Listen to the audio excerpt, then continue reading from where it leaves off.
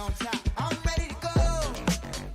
Feeling like a million eyes on me. I'm unstoppable. If you go against me, then you better compete. Yeah, yeah. Why you keep knocking at my door? Came to fight, yeah, that means war. Gotta level up, wanna settle the score. Yeah, feels a lot better than it did before. What you brand new, yeah, it's time to go pro. Go beast mode, better find a cheat code.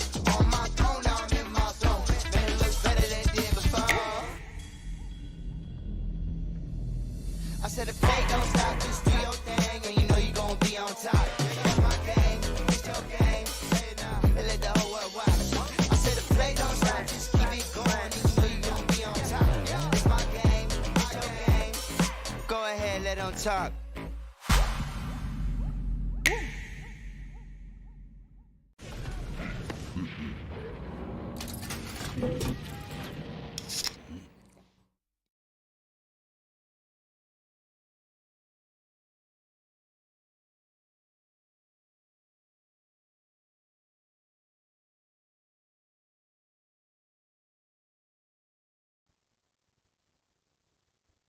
Ladies and gentlemen, boys and girls, a warm welcome to all of you at AMD presents Sky Esports Grand Slam, gaming partner Logitech G and broadcasting partner Loco. Well, this is me Darshita and alongside I do have my amazing co-caster Sam. How are you doing, Sam? I'm doing, can I say brilliant or completely exhilarated is how I'm feeling right as now. And I'm looking forward to this day being maybe a comeback day. Who knows? Because this is day three. This is where we will come close to even reaching the halfway mark. Yes, the exact halfway mark will be reached somewhere close to the day four. But I'm looking forward to how teams will be looking, performing. But I have to ask you, Darshita, today is day three. What are your expectations as you're heading into this? If you ask me about expectations, well, yes, I am looking forward to some new faces rising today, some new faces taking their first ever chicken dinner in this AMD Sky Esports Grand Slam, or some new players in those MVP titles. We all have a lot of expectations, with these teams. If you talk specific about all the 16 teams, they are really good, they are really aggressive, they are really passive, they have all the qualities. It's just about strategies that we have discussed. We have been keeping discussing since the semi-finales, but right now, yes, I do expect some new faces in those chicken dinners name, or some new faces in those MVP titles. Looking forward to that. I agree with you. There were some changes in the top five fraggers list. There was looking like there should be a change in the top spot in the overall standing as well. But Celsius maintained their performance throughout day two as well. Even though EXO took them down once, they immediately made a comeback and are still running as the table toppers at the end of day two. We'll be discussing more when the overall standings comes through, and we will be having an idea about how teams will be fighting for. But as you said, I'm looking forward to new winner chicken dinners myself, because yesterday as well, EXO with two wonderful winner chicken dinners showcased us that they are also looking forward to go ahead in the race. But today there might be a new player coming through, and as you said, right, the teams at the bottom as well, they'll be looking forward to start making their way up, because as we started talking, day 3 and day 4 is going to be the day of comebacks, and also the day where we will be reaching the midway mark, and this is where teams will have difficulties.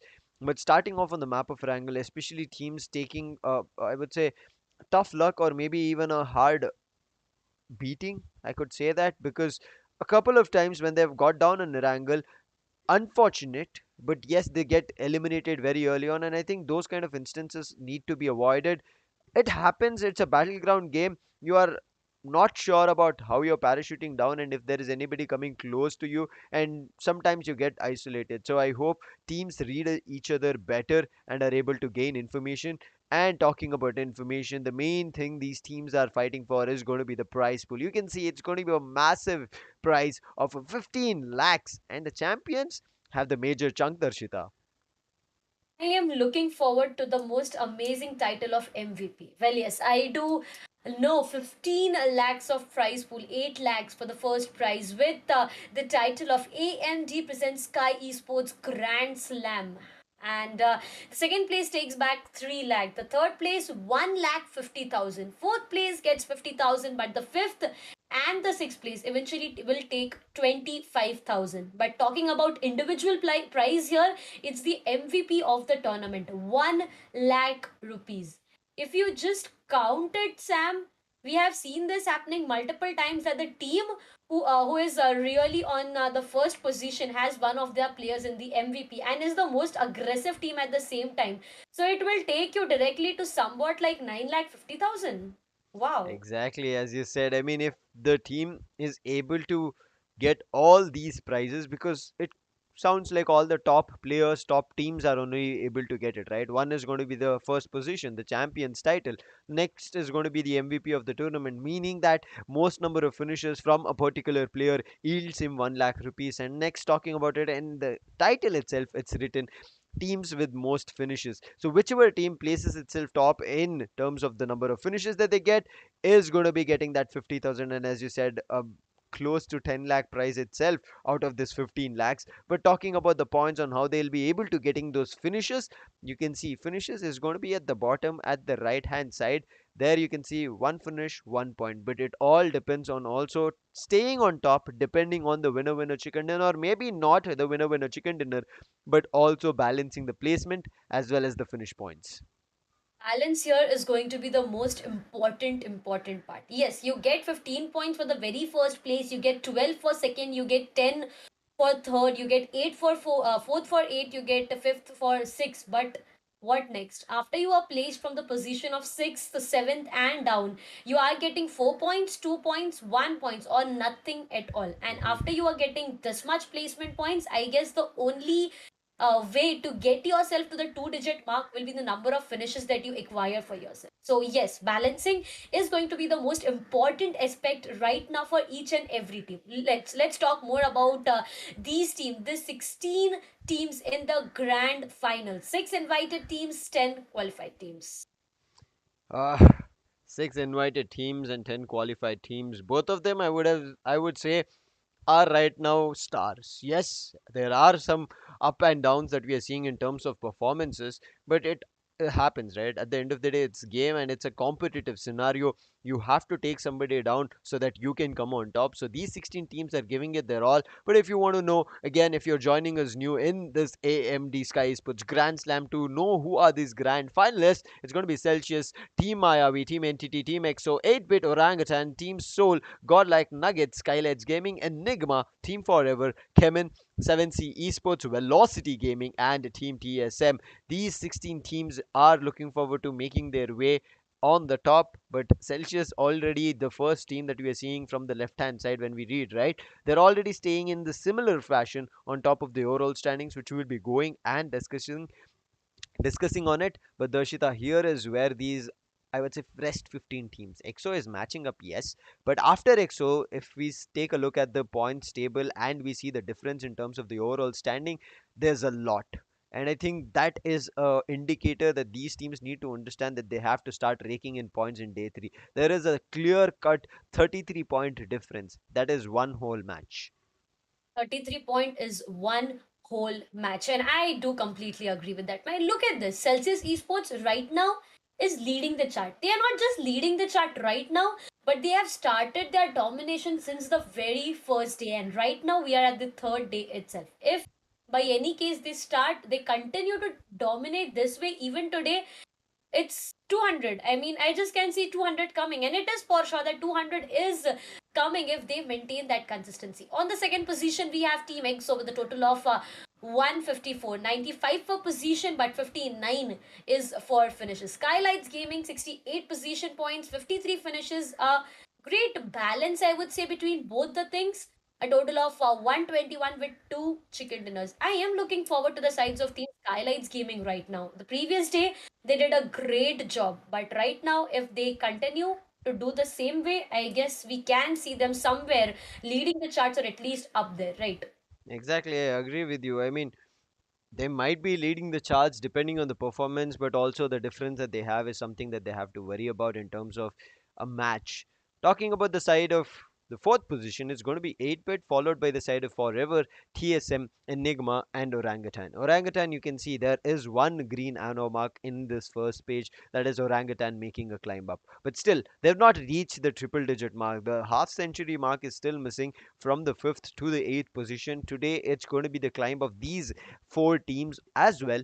to reach the 100 mark. And if they reach, the competition, right, Darshita, will start getting even more interesting and closer, because the teams at the top will be denied certain amount of points. Because yesterday, if you remember, we were seeing every match that in terms of getting converted into a winner chicken dinner plus the finishes, the total point was closing up to be 30 and somewhere around 28, 29, 27. So this was the trend that was going on yesterday.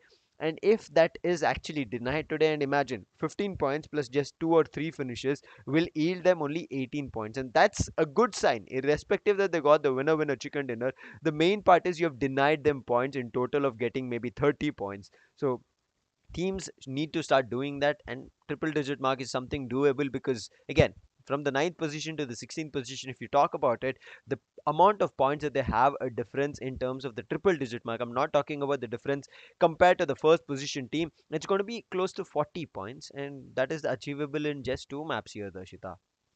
I do completely agree with that. Right now, I am definitely looking forward for these teams to rise. The teams that are having red mark at the end of the total points, I am looking forward to them. Teams like Entity, Team Nugget, Team Soul, Godlike, they are having the red mark, and I am really expecting that after the end of the very first or the second map, we can see them up there, or maybe up there. I'm not saying to directly first side of the overall standings, but yes, somewhere up there, some great rise is what we do expect from them. Teams like Velocity and 7C Esports, they are, I mean, there's nothing they have gained, but there's nothing that they have lost. They are consistent enough to be at the position they are. They are not losing anything, but eventually gaining is something that they need to be looking forward at. Exactly. Every team needs to look forward to gaining points. That's where everything lies in terms of you making momentum, or at least making some movement in the overall standings. But also, this movement is not only necessary in the overall standings, but I would say in every map that we are seeing, whether it may be Erangel, Miramar, or Sanok. Yes, only one Sanok is what we are going to be seeing. But still, if you're able to make such kind of a momentum and movement happen, both, I'm using both the M's here, making sure that their rotation, especially now talking about the movement, I want to bring in the side of Celsius. They're able to predict the circles, they're able to make their way into the center, and that's the reason they are concentrating on the placement points. That's smart from them.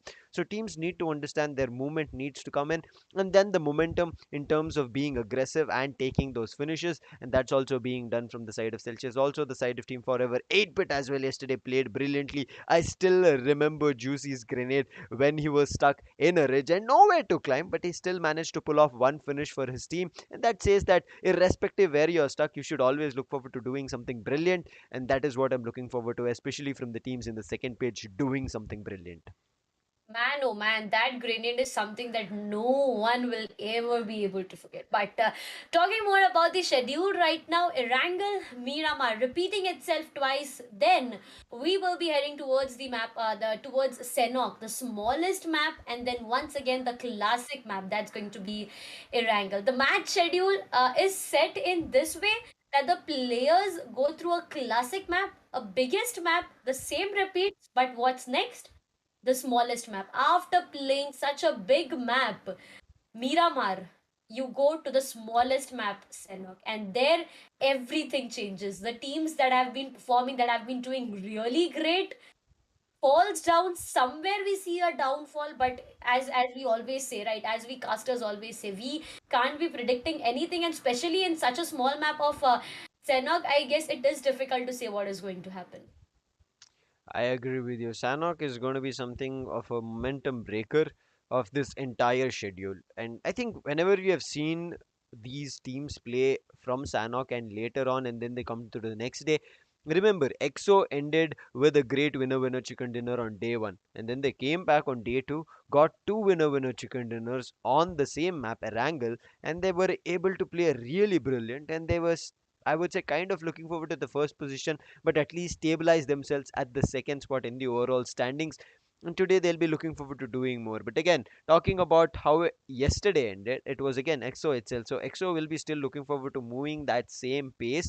But on Sanok, which should have been a game changer, Celsius took up the winner chicken dinner. So talking about how this is panning out, I'm not seeing a lot of variation from teams trying on the map of Sanhok. We did see the same repetition when in boot camp there was a fight between the side of Orangutan and the side of Team Forever. It was Team Forever still having the upper hand. They finished off the side of Orangutan twice in a row on day one and day two.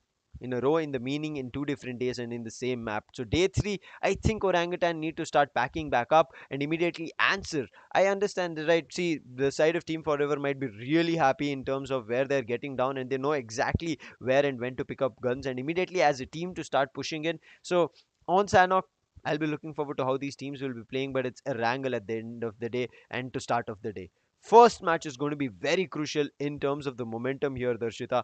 If these teams are unable to gain momentum, especially the teams at the lower stages of the overall standings, bottom of the overall standings, they will have a tough day. They will have a tough situation. They will have a tough tournament in this grand finals. Day two, I mean, the way day seen much more happening, but now if we concentrate on day three, it's all about comebacks. If you are Mhm. not able to perform on day three and day four, I guess it is really difficult for your team to get a stable position at the last 2 days. It's like a countdown, 4 days remaining, 5 days remaining. It's just about the countdowns you have right now. You have 2 days to perform, but then it will be like 3 2 1 and done. We eventually know, right? Time is not waiting for anyone. It just flies so fast that you can't even realize. But at the end of the day, when you see yourself down there not having a position that is really satisfying for yourself, you feel like, no, we could have done something more, we could have done this, we could have done that. So eventually that is the reason these teams should be looking forward on doing everything that they can, putting all the efforts, doing something out of the box is what I will be saying here. So yeah, I am looking forward to some great comebacks coming from the qualified teams right now. There will be, especially as you said, the invited teams, they'll be looking forward to making a comeback. A little bit of that did happen on day two, but not a lot in terms of committing to it. So today's commitment in terms of fights is all what I'm also thinking about. But again, there might be something that I'm thinking in terms of the trump card that teams play. They might hide all their strategies, wait for everybody to exhaust themselves. We have been talking about this from day one. The teams need to perform consistently and also make sure they are having the same kind of energy, momentum till day seven. Because this is not a tournament where they'll be just playing for maybe 5 days, just like they played in the semifinals, or maybe in the quarterfinals, like they played for 6 days. There is another extra day, total of 7 days these teams have to play, and on every day they have to, I would say, be on top of their toes. If they even miss a single day, you saw how Celsius was easily been taken down for a single map, and then they understood what would have happened if they lost that momentum. Another team I want to bring in example is going to be the side of Nugget. They were in the top two to end day one, and after that, when it started off at day two, they started pushing them. I mean, the other team started pushing them down one after another, and right as of now, the side of Nugget are nowhere to be seen in the first page. This tells you that if you lose momentum even a little bit, and if you're unable to cope up in the upcoming maps, you're about to lose. But starting off on the map of Erangel, I want to ask you, Darshita, if you would want to talk about maybe the fights upcoming, what would be your one crucial fight that you are about to pick, or maybe in case you're about to let a team go for rotation, what would be your thoughts on that? What would be your preferred, uh, I would say, method of action to get points? Firstly, answering of the initial fights, I do look forward to the fights happening in military base. I mean, we have Hmm. been seeing it every day. The drop clashes is something that we have been witnessing since the grand finals have started. And talking about Yes. rotations, well, if zone is for the zone is favoring me, I do have a support of the zone. I'll be like, no, I am into the zone, I won't be moving a single muscle, I am just waiting back for the teams to enter, and while they are trying to rotate, I will make sure that the rotation is cut there, and I'll make sure to gather some points for myself. But whereas if I'm not into the zones, or the zone is not favoring me, I guess edge to edge play is something that I'll be looking forward to. I mean, yeah, I completely Hmm. agree. Saying this on screen is really easy than sitting Exactly. and playing back. I do completely agree for that fact. But yeah, just giving a thought about it makes me like, yeah, I can do that, right? Everyone does that.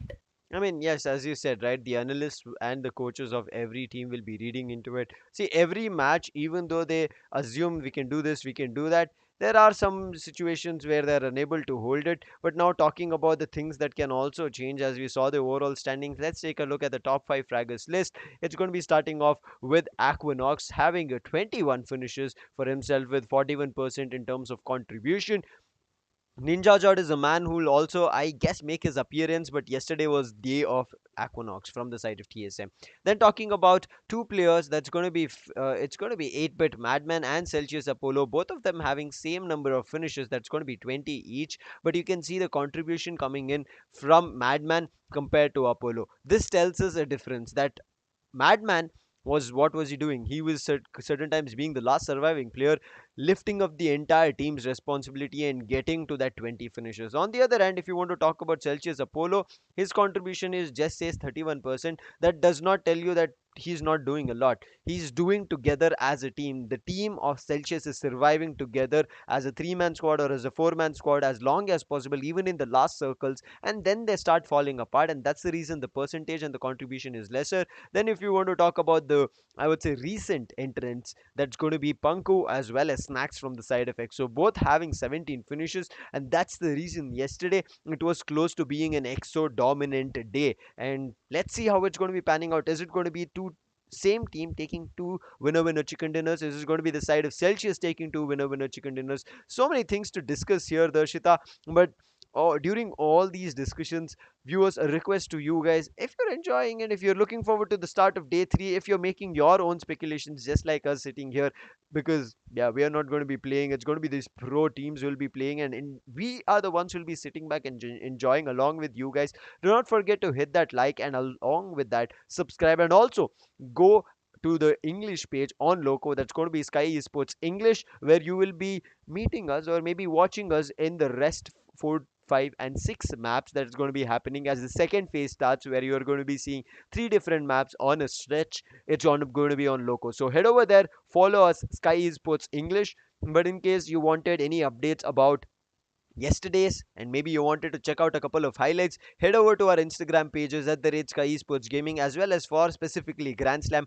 at the rate Sky Esports Grand Slam. Head over there, follow us both the places, and I hope some of you, I mean most of you guys, have joined throughout this tournament. There is going to be also Ask Sky Esports, so you can use the hashtag Ask Sky Esports in our Twitter, and the I would say the tag will be at the rate Sky Esports India. So you tag us, use the hashtag as well, and we will display your questions. And as us as casters and analysts will be kind of trying to decode and give you a part and parcel of our thoughts of what we think about the game. And yes, every player will have a different thought process going into it. Every analyst for a particular team will be thinking in a different manner on how their team needs to perform. But it's day 3. The action is just getting better. I every day say this, that day 1, day 2 is going to be next, it might be 2x, day 3 might be close to 10x, and this is just an exponential growth. There is no particular, I would say, graph or even a formula if you want to make sure of these 7 days. There is nothing like that. It's just going to be pure action and chaos that these teams will be putting down.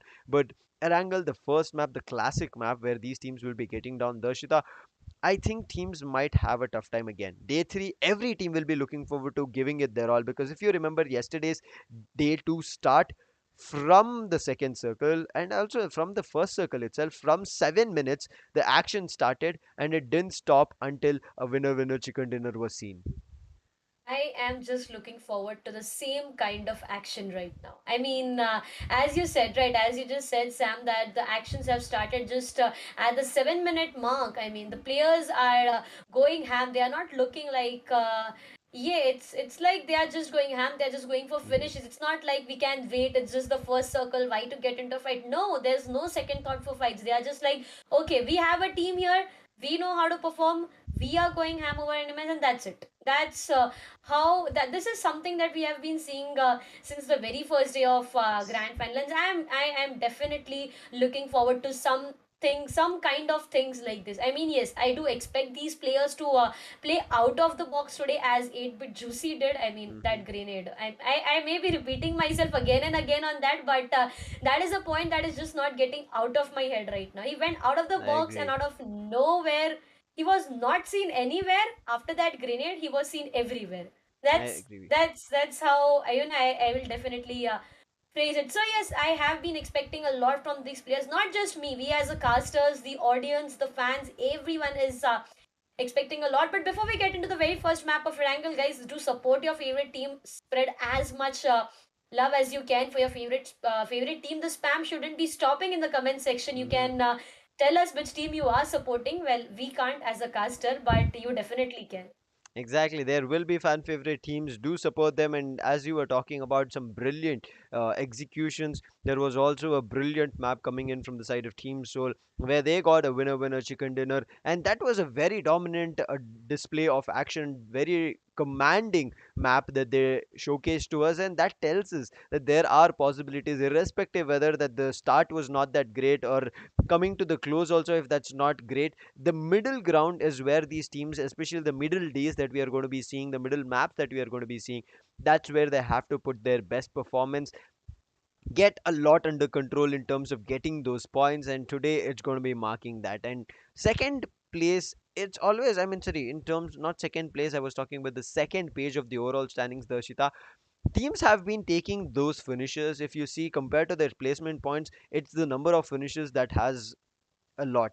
They have a lot of difference there, but they're unable to cope up in terms of figuring it out how to take placement points. We saw even the side of God, like as they were taking finishes, it looked like when their aggression started off, they have the command. It looked like they'll be getting the winner chicken dinner, but it is always the rotation taking it all. Yesterday, also on the map of Sanok, as I did say, the side of Celsius getting the victory.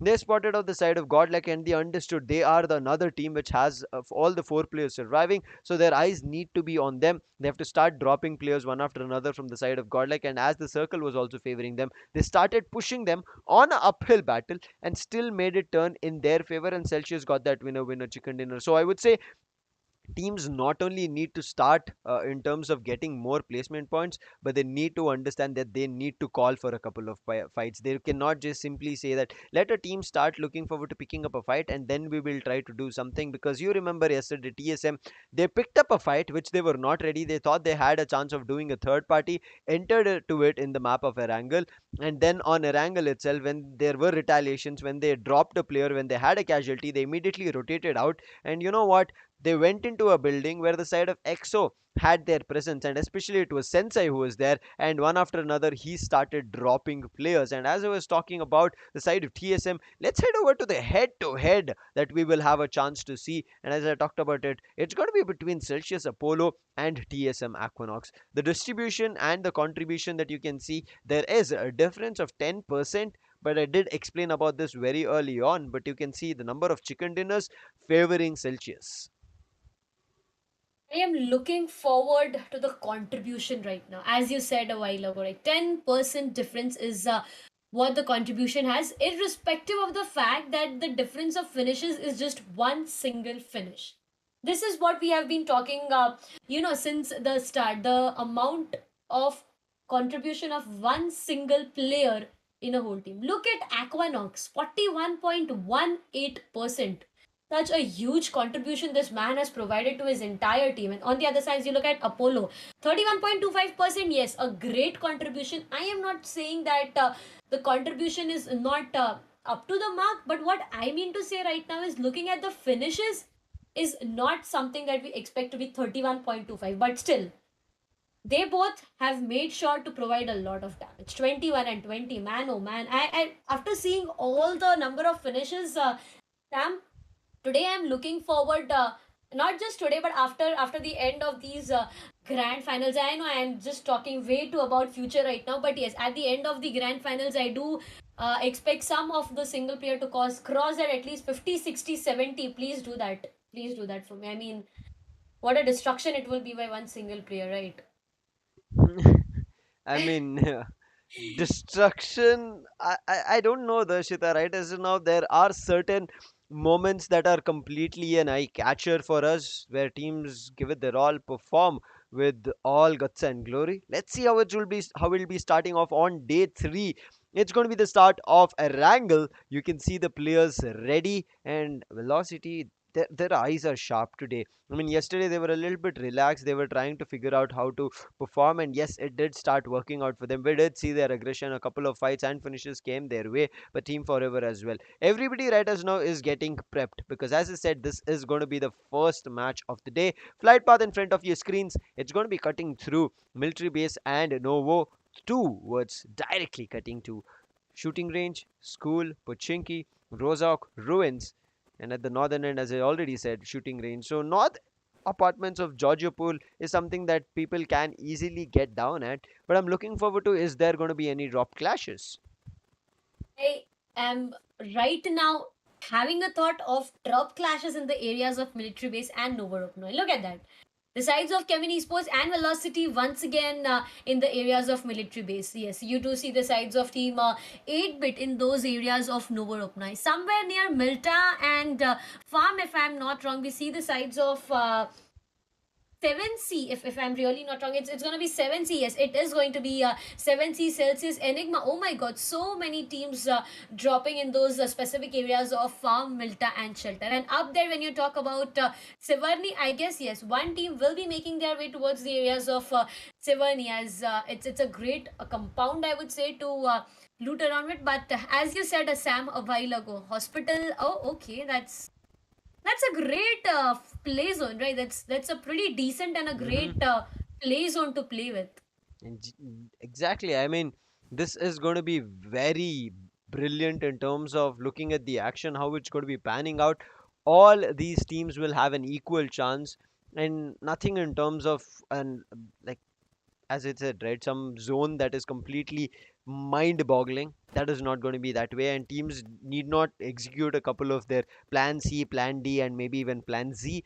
They can go for their usual play style, but still. The initial fights, there it looks like day three. It's not going to be having any of those. Teams are not looking forward to playing split apart, and that's a smart move. Seoul yesterday, as I did mention, they did have their winner chicken dinner, but it was on the map of Miramar. So today on Erangel, they'll be looking forward to maybe getting their winner chicken dinner here as well. So they will be feeling confident here, Darshita, so that as we go across, once they have gotten the victory on Miramar, they've gotten a victory on, so I would say, Erangel, and then one thing to conquer. The last map will be Sanok. So I think if they manage to do one after another, their momentum will start building up and they'll be able to move from their position to get to the first page. Getting to the first page is going to be really important, but the dreams of Celsius dreams are Oh, being shattered there. The player is not just down to the ground, he is being eliminated completely by the sides of Evo Italy. Well, I am not sure, was it a drop clash happening, or while rotating the vehicles have been caught off guard? Okay, there you go, Evo Italy. I guess yes, the player was isolated in some different areas, and that's the reason Evo Italy caught him off guard, and it was done and dusted for the sides of Team Celsius dreams. Team Celsius, who was looking really good, right now is running low on one player, and you know, right, how important one single player is for your entire team. It can be the one who gets you information. It can be the one who gets the first frag for your team, and eventually losing any one of those can cause you a lot. But right now, focusing on the sides of Team Exo, they are finding themselves some good loots to work around with in those areas of Milta down there, and somewhere nearby. Yes, we do know the drop location of 7C is near them, but I do not see any kind of fights happening for now. exactly. I think, as you said, right, that the first pick that we saw was just because a player got isolated. Unfortunate for that player, but they have to be okay with it. They cannot immediately recall or revive their player anymore because it was an instant knock and a finish coming through. Skylights, on the other, being at the third position, will be looking forward to making a leap, but they still have a 30-point difference. So they need a 30-pointer here. They need a great start opening, and they can immediately dethrone the side of EXO and get to a better spot. But again, Skylights, we've seen them. They do have a couple of casualties here and there, and then we see them falling apart one after another, and they're unable to hold it. And then you see there is a situation where it depends on Saumraj or it depends on Gamla Boy, and they need to become the sole responsible players for the side of Skylights. And I think that kind of a situation It's just like I said, it's going to be a moment where we are all going to be enjoying and even certain times rejoicing if that clutch works out. But if it does not, the team will be feeling bad that we could not help this player, and those kind of instances should be avoided from very early on. It will all be based on your rotation or based on the fights that you pick. TSM, same goes for them. They need to think about their rotation and the fights.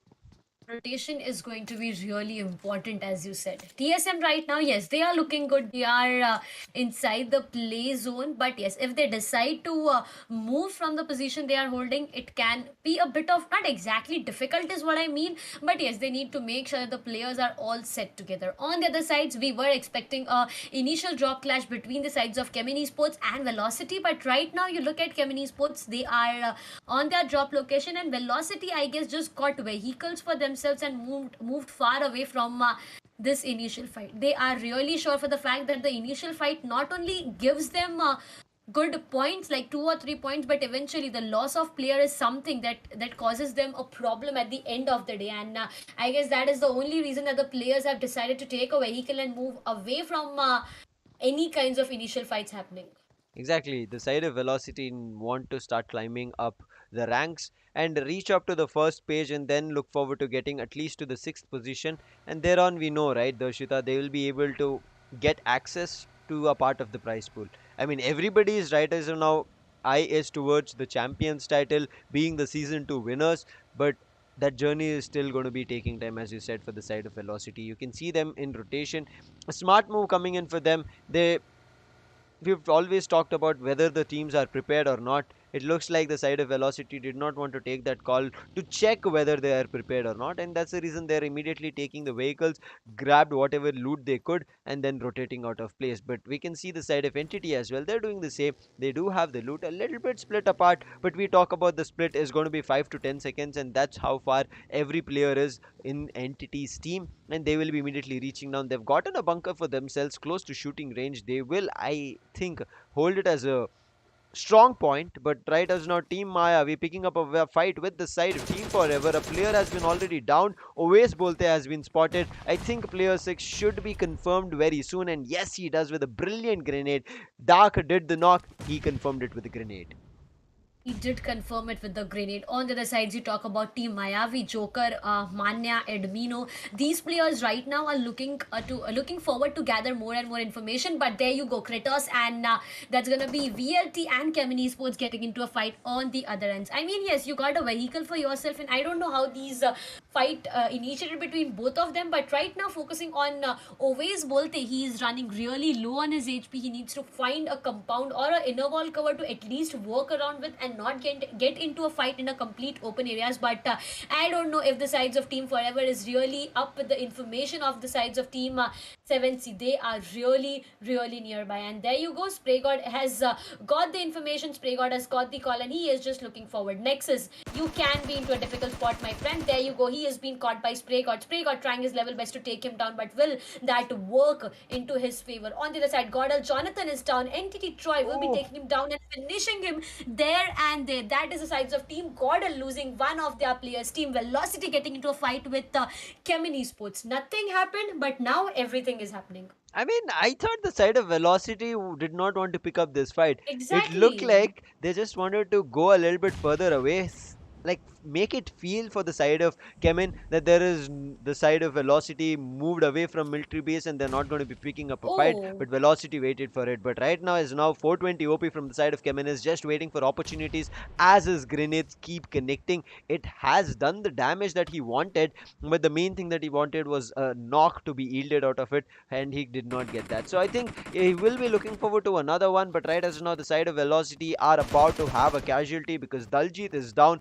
In the same similar manner, it is going to be Papa Nihimanenge who also has been knocked from the side of Kemen. So it's going to be very difficult. That's just a knock that I was talking about. But if you saw, there are two players who are already finished off. We saw them on the finish feed, and 420 OP trying hard as much as possible. Another grenade his way. Atanki should be confirming 420 OP out. But in the meantime, we can see Soul as well picking up a fight with the side of Godlike, and it is looking very interesting as of now. This is going to be either the end of Chemin, as well as the uprising of Velocity. Same goes, Seoul is also looking forward to getting their first winner chicken dinner, but the zone shifting close to the northern center, close to Rozok, will be changing a lot of things, because look at the clusters that was happening. A rush comes in, 420 OP is able to take one player down, he's looking for another one, he's done the damage, he is looking for doing a lot more. He does not have any grenade. If he did, he could have dropped one right down at the stairs and he could have done a lot more damage. He's making use of the DP, he's using all his bullets, but Velocity immediately get back. They understand they do not have the advantage. Look at the health on Kratos,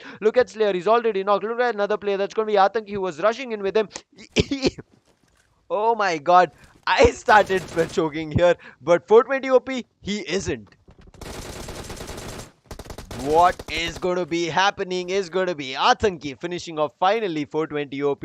A very much needed finish coming in for the side of Velocity. Still standing as a 4-man strong team. A player was knocked, but they will be able to revive that player. But still the face-off is going on between the side of Seoul as well as the side of God. Like, yes, they did face off each other, but the side of Seoul have also spotted the side of Team Forever, and they're waiting for the action of how these two teams will be figuring out their way further. But I'm looking at it on how Seoul actually picks up this fight, because they're wasting a lot of time here, Darshita. If they're unable to come back or immediately start converting the fight, there will be another team coming through. They did spot on the side of Godlike a little bit further away. There might be a situation where the side of Godlike also spot them and maybe slam in. But right as now, I think it's going to be EXO figuring out a way to finish off the side of EXO, side of Celsius, because they are the table toppers.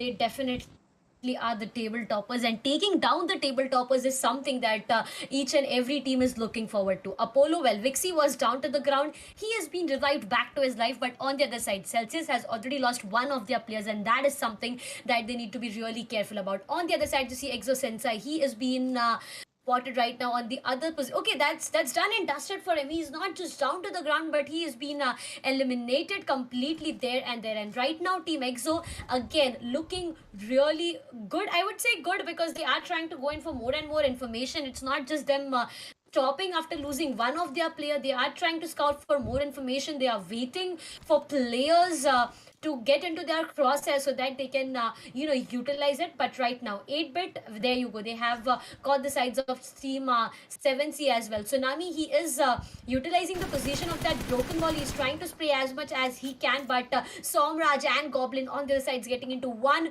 more fight. Goblin tried his level best to take one player down, but I guess that is not something that was working into the favor. But Sam, look at the play zone, Rozok. Oh my What a god. beautiful city to play with, right? Exactly. I mean, the circle shifted towards Rozok in the second one, and the third one also has taken a shift, and it is, yes, I would say a hard shift this time. Previously, I wouldn't say it was a complete hard shift, but this being hard shift, let's see how it's going to be panning out. Looking at the fight, it's going to be Nugget fighting out with the side of TSM, as they were looking forward to rotation, immediate knock and finish coming through. So that's going to be the first finish coming for the end of Team Nugget, but still they're going in for a bridge camp. Where are the other players for the side of TSM is what I'm looking at. Immediately as one player fell down, they immediately started moving in a different direction. But look at the side of Enigma, they're rushing in, they want to fight with the side of Godlike, and yes, they get one knock on Clutch God. Clutch God unnecessarily picked up a fight, and there were no other players that he could have actually fought with. I'm not too sure. He called for it and the other players rotated, or the other players were already in rotation and Clutch God thought they could actually come back immediately. And unfortunate, whatever the discussion was, whatever the communication was, they eventually lost another player. So Godlike Riders now have lost two players and will be playing this entire map with just two more. Losing two players at 13 minutes is not something that really works to your favor. What I mean to say is, you are right now left with two players, and the only thing that you can do is just survive. On the other sides, you talk about the side of team Seoul. We know them, right? They take a huge split when it comes to the initial drops, but after that, as the zone starts to scramble in, you can see all the players together. As soon as the zone is crumbling in, they make sure that they are together, they play with one another. But on the other sides, GodL, all that they can do right now is just wait patiently. Eventually, if they try to get into a fight with any team, it can cause them a lot of problems, and eventually staying away from each other will cause them a problem. That's the only thing that they got to do right now. stay with each other, make sure that your team is up with all the information it needs, and that's it. That is all that can be done. On the other side, you talk about team Orangutan right now. Well, a two split is what we can see, and we know how strong the sides of team Orangutan are. Once they start dominating, there's no going back. But till the time they don't catch that momentum, they don't catch that phase of dominating, it's them having a downfall. Exactly, I agree with you. Orangutan, once they start popping off, there's nobody that can stop them. But right as now, it looks like the side of Team Forever want to stop a Ninja Jot from his action. But Ninja Jot is just too quick enough. He drops a grenade. Nexus might get the damage, but Ninja Jot picks up his DP, goes in for a drop shot, but he did not have the health, and he gets a knock. And that should be a confirmation very soon. And yes, we see the kill feed. It is coming in from a different player, but nonetheless, it is still from Team Forever. TSM losing another player. Unfortunate for them, but they spotted the first team who actually got the initial knock on Shadow, and they're looking forward to retaliate on that team, and they've knocked Badsha, and I think that confirmation should be coming their way. For all the, I would say, casualties that they've had, TSM at least wrap up one finish under their belly, and they're looking forward to heading for another fight. But the side of Team Forever have heard that noise, Darshita. They have heard the noise and they are looking forward to take the players down. Right now, everyone is just looking forward for as many finishes as they can. And that's going to be Team Nugget. They have lost one of their players, Bacha, and the way Bacha dominated in the semi-finales was something worth looking for. It was just really amazing. But the zone shift, look at that. School. We talked about Rozok being a beautiful place to fight it out, but right now the zone has decided, okay, you feel Rozok is really good. I am not favoring you. I'll be going to the school, to the apartments, and the apartmental fights at the end zone is so much deadly. It's going to be very interesting. Zone is completely playing its own game right as of now. It's giving teams a chance to think that okay, they might have the control of the fight, and certain times they're feeling like they do not have. But right as now, it still looks like the side of Godlike are unable to figure it out. Neo will also start falling apart. He's already knocked. Enigma are looking forward to picking up this fight, but in between, it's going to be Soul coming in for a third party, and Akshat has got a knock on the side of Enigma, but Enigma have the compounds to play with, so nothing to worry about. But talking about a different fight where we're about to see the side of 8-bit as well as the side of Velocity, a brilliant angle that Madan had held, but his bullets did not connect, because of which Slayer will survive and Atanki will be doing the damage on Madan. And Molly should connect along with a grenade. That was a smart move.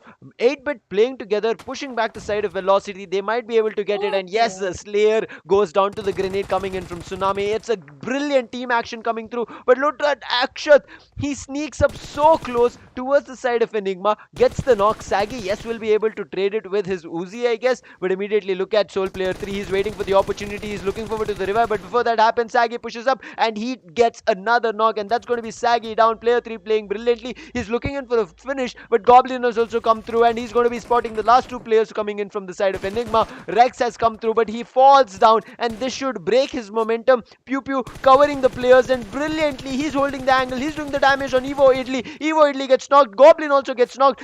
Pew Pew is and will stand strong for the side of Soul as the side of Enigma get finished off.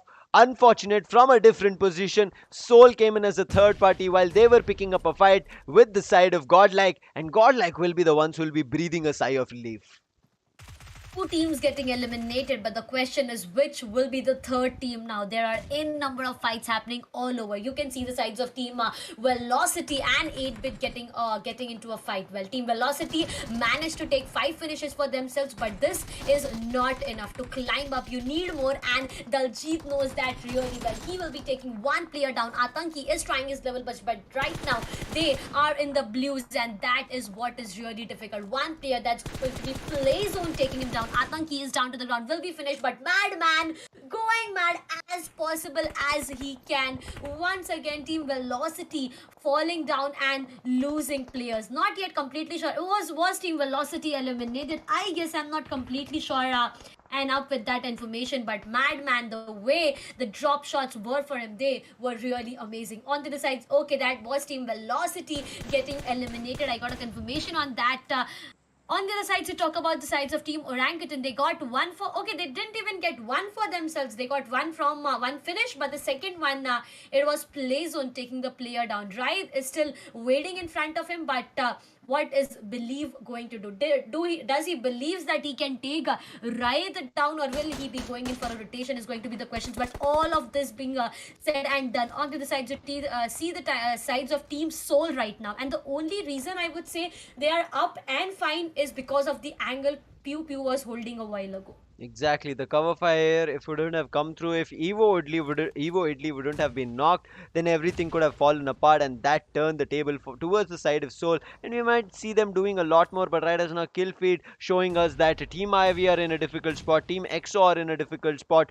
Entity is going to be taking one after another player, getting and going in for knocks on the side of EXO. Will there be a confirmation? Yes, it is going to be. Fierce will fall apart. Panko is already down, and Sensei Snacks, the last surviving player, will be getting a knock, but nothing in further in terms of finishes. But the side of 7C, they are also in a difficult spot. Team Mayavi were the ones who came through in a certain situation where they were about to fall apart, but then Team Mayavi are answering back and taking those finishes back in their favor. They're trying to hold strong to make sure the players who are knocked and bleeding out to hold them and wait for until they finish off the fight. But in the meantime, 7C Sarang will be getting on Dark and getting No. that finish. Skylightz Gaming new player will be getting one on OG Ash, and look at the kill feed right is now popping. Soul going aggressive. Neo, I guess he's the last surviving player from the side of God. Like a grenade gets cooked, it should connect brilliantly. Soul Akshat will be finding kill already. As I said, Neo will be the last surviving player. How long can he survive? Player 3 is looking forward to a sneaky edge from Neo, but in the meantime, OG will be finishing off Stylites. Gamla Boy Sarang will be finishing off Dark, as I said. Spray God finishing off Team Mayavi one after another, and Prince to finish it all will be getting Manya down, and that should be done for the side of Team Mayavi. And right now, Nugget are also in a difficult situation. Neo still retaliating, is out in the open on the other flank. On the left edge, it's going to be the side of TSM. Right down the hill, it's going to be the side of Soul, and to his left flank, very soon, the side of 7C and Celsius might start entering. So much is going on. The kill field, the finish field is just running and running right now. You talk about 7C, there you go. The sides of Team 7C and Celsius were getting into a fight, whereas Team Celsius will get eliminated. Each and everyone is finding them inside the zone, but not for a longer period of time, as the zone decides to have a great center shift right now, and that's where the problems will start once again. Team Celsius getting eliminated. On the side, Pew Pew has been caught, and he will be going down to the ground. It was a Neo taking him down, but Neo, what more can he do? A 1v1 situation. Akshat is there. Neo has been caught. Oh my god, Neo, that was a brilliant one, but player 3 out of the he came and he just took him down completely. This is going to be done and dusted for the sides of Team Godlike as well. One more team getting eliminated. Team Soul looking really, really good and aggressive today. 7 finishes after getting one chicken dinner for themselves the previous day. They are really looking strong right now. Once again, a revival is being provided to Oh my god, win now. These players will be really up. I guess we had a little bit of an issue Okay. here, Darshita. Nonetheless, I can hear you back. I mean, maybe it's my end issue, but nonetheless, let's head back into the fight because we do not want to miss. But in case you guys are completely enjoying what's happening here in the sixth circle, there's going to be the seventh one coming. Do not forget to hit that like and subscribe, and also head over to Loco because that's where the fourth, fifth, and sixth matches will be streamed. It's going to be Sky Esports English. Do not forget, but the grenade parade has started and it's going to be exchanged, and Savitar will be falling to it. 7C players, they're alive, so they can revive Savitar, but look at Entity.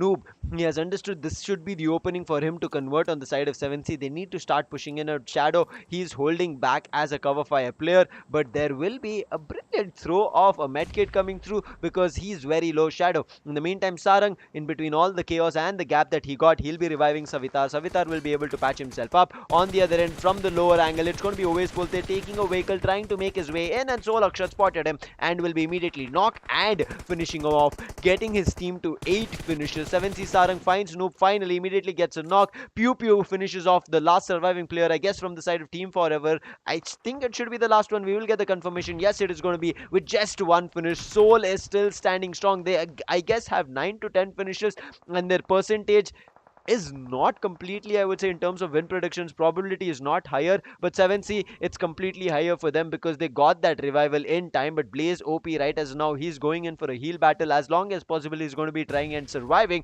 but the 7 circle, as soon as it forms, it's going to be creating difficulties for a lot of these players, especially the teams on the edge. OG might have an easy situation here, Darshita, because they're at the center. Center is something that gives you advantages and disadvantages at the same time. But look at Blaze. What right now he is doing? He is what? Shadow? Shadow, what are you doing, my friend? What are you doing? Spray God. He is just into his crosshair, and Shadow is waiting peacefully. The level of trigger discipline this man has got is just insane right now. Look at him. Look at him just waiting for Spray God. And on the other side, if you talk about Blaze, he is just patching himself up. He's just going in for an heal battle till the time he is in the blue. 6 health kits to work around with. But I don't know what's going to happen next. Soul Priya 3 on the other sides, he is down to his belly. He is trying to cook a grenade onto the sides of 7C. And if this gets a connection, it can get difficult. Savitar B, no, it was about to get a connection, but there you go. Akshat is down to the ground. Prince will make sure to take one player down. Akshat will be confirmed there and there. Shadow was into the shadows, but is being caught, and it's going to be Team Entity getting eliminated. TSM Blaze, the last surviving player, is trying to put as much as he can. It's the last health kit that this man has. Spray God will be taking down player Oh no! 3. Team 7C looking really good. Blaze, before he dies, he will be making sure to take at least one player, and that's Team Soul getting eliminated there and there. Sarang will be trying his level best to take Trigger down, but no, he is not completely up with the information, and that is the reason he is not able to take one player down. Into the spokes once again, he is trying to go in for some predictable sprays, but at the same time he is being caught. He will be getting punished for making an aggressive move in the complete open areas, but that's not done for him. Once again, a 1v1 situation is happening. Oh my god, Pacham Khan has been caught. There, Spray God going really ham trigger. It's a 2v2 Ooh. situation with that and Molotov's connection back to back. 7C can be caught into flames. Okay, that's a 2v3 trigger is the last surviving player. What do you think, Sam? Will he be able to survive or no? There's just too many players from the side of 7C. If the side of 7C make a mistake, they might end up falling apart. But as soon as his position got revealed, as soon as he started firing bullets, Trigger lost his trigger. He fell to the ground, and it is 7C going to be standing strong, just like the storms that they were able to create on this Erangel map. And they completely destroy teams one after another with 15 finishes and close to again. I'm sorry, 15 placement points with the winner chicken dinner, and I guess 12 or 13 finishes that they got. They will be coming close to 27 or 28 in terms of total points. That is just brilliant showcase of the talent that the side of 7C has. This is what we're waiting for, right? Changes coming through, and the changes have started here in map 1. Changes have started, and there is so much to come yet. It was just, the very first match. Expecting a lot from the upcoming maps. That's going to be 5 more maps for today. I mean, just expecting really a lot from all these teams who have got no chicken dinners for themselves. I am looking forward for to these players to get at least one or two for themselves in the upcoming two days. And if that is possible, I guess it can be one hell of a competition, one hell of a battlefield, intense fights going all around. Just so much happening, Sam. So much happening. It was just brilliant play and execution coming in from the side of 7C here. They rotation, I wouldn't say was just brilliant. What they were doing in terms of the rotation was mainly making sure that every nook and corner, every backline was checked. If they had a situation to gatekeep, they used to gatekeep, finishing off the team and then making their way in. Their immediate confidence, I guess, got built up when they finished off the side of Celsius. Both the side of 7C and the side of Celsius were having a fight. Along with them, you even saw before that Celsius fight, there was the fight with the side of Team Mayavi, and both of them started exchanging blows. You saw Team Ivy players falling down, you saw the side of 7C players falling down, both of them having knocks, but at the end it was Sarang who uplifted his team, got that first finish on Dark, and then one after another the players started falling and getting confirmed from the side of Team Mayavi. Immediately he went in for a revive as he knew that there's going to be another team. Then the side of Celsius came through and they finished off the side of Celsius and they entered the circle. But I think the side of Soul are regretting what just happened here. They had a chance of getting the winner chicken dinner. The win prediction was not completely favoring them, but they were the second best team in this, I would say, top four surviving teams that we were seeing. But from one end, the side of 7C spotted them. From another angle, the side of OG spotted them. And to make it even worse, the guy who was going in for a heal battle, that was TSM Blaze OP, he even spotted the last surviving player, Pew Pew, who was down to the ground, and he started firing his bullet. And one after another, players from various different directions started getting knocked, and the side of Team Soul got finished off.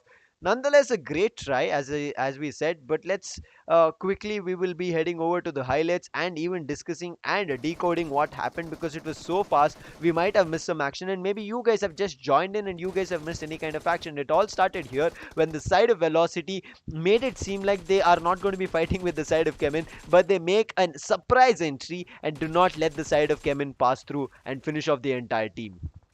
It was a great way Team Velocity approached the fight, but on the other side, Ninja Jot. He tried to go in for a grenade, but eventually he had to make sure one player is down to the ground. And after taking one player down, he was running really low on his HP, and that's where things started to fumble. You talk about Team Nugget, you talk about Soul, you talk about God. Like, we have seen them being really precise with the gun sprays, but then what goes wrong is after one player is down to the ground, the strategies start fumbling, and that's where the difficulties start. Soul Pew Pew, look at this. The way Team Soul was playing at this point of time, we felt like yes, Team Soul is really gonna get that chicken dinner. But at the end of the day, the split is something that works to your favor. Yes, I do agree. You get information from multiple directions, but what happens next? Is you get caught by multiple directions, and that is where all the problems became. Team EXO, they were looking good, they tried their level best, but at the end of the day, one or two players fumbling will eventually lead the entire team to go down. One fumble, one small mistake, as you said, the entire team will start falling apart. Here, Exactly. OG Trigger was looking forward to controlling it, picking up a fight, but you saw too many vehicles, too many noises that were coming from his headphones.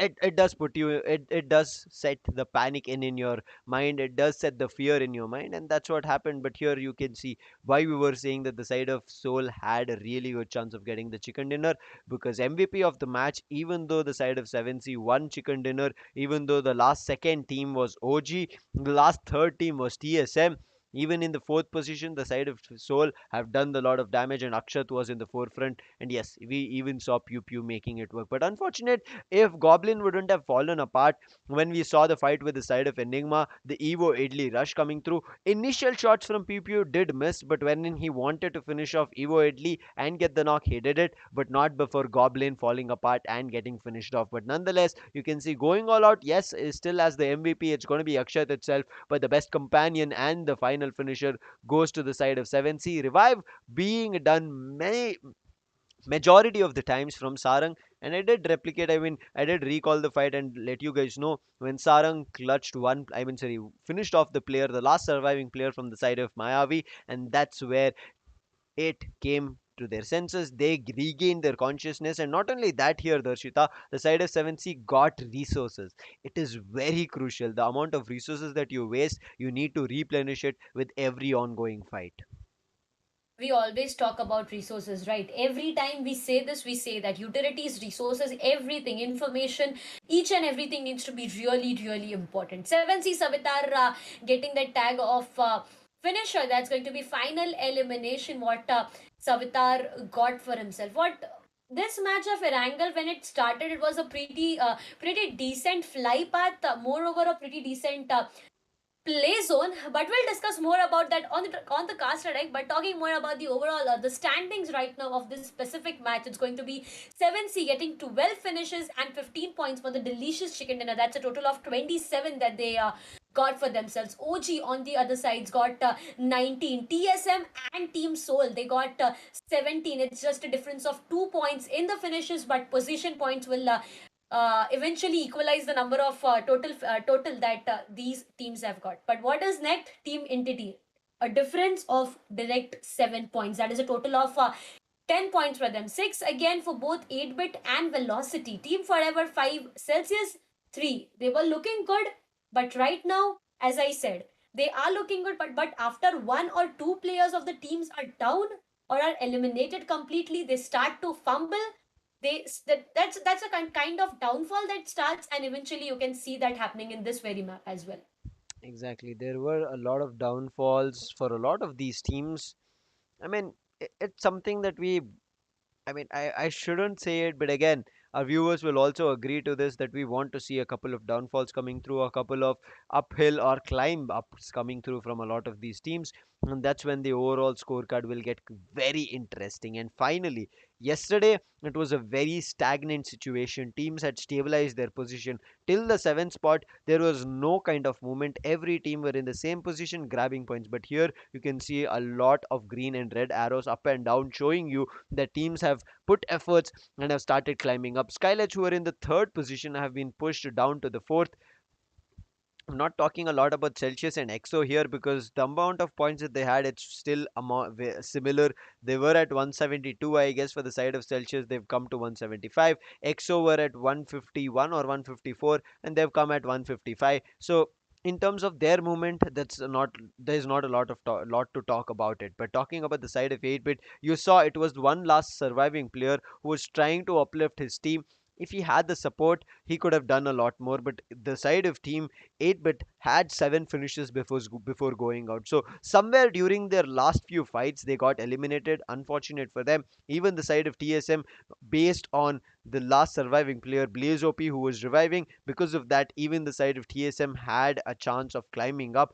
Chemin as well. You can see they've tried their best in the second page, but it did not work out because they got eliminated as the first team. And this is why we say, right, Darshita, you should never think that, okay, two teams got down here at a specific spot. Talking about this match itself, Erangel, there is the side of Velocity also get down. But I think Velocity, they just went for a different position and did not want to take a loot. And the side of Kemen, they had nothing to worry about. That's how they were playing. But as soon as the side of Velocity jumped, Kemen were unable to answer.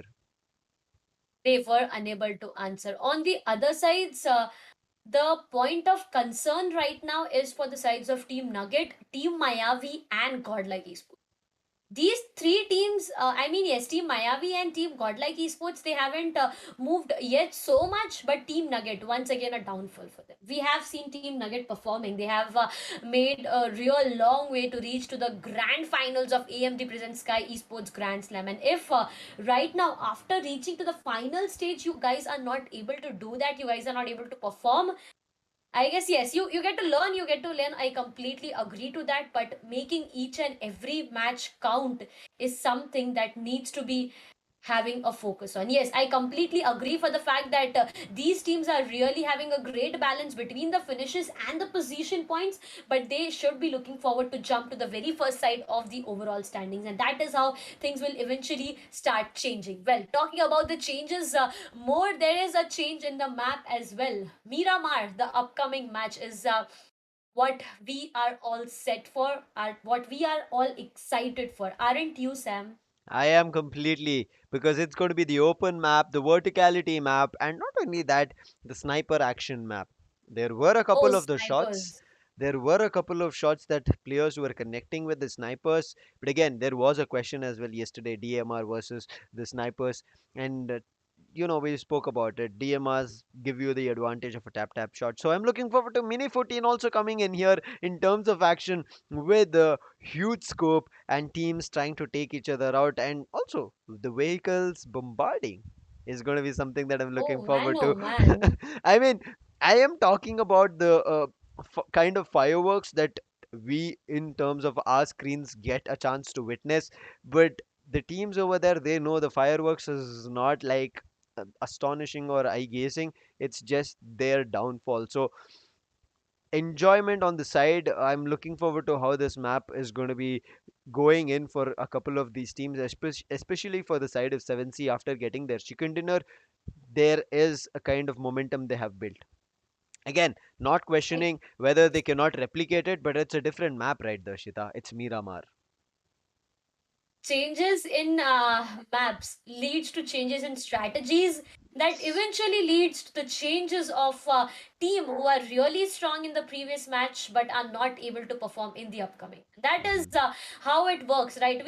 You do see people questioning that why do these map affect the performance of the players. It does, my friend, it does. You A play lot. the map, yes, exactly.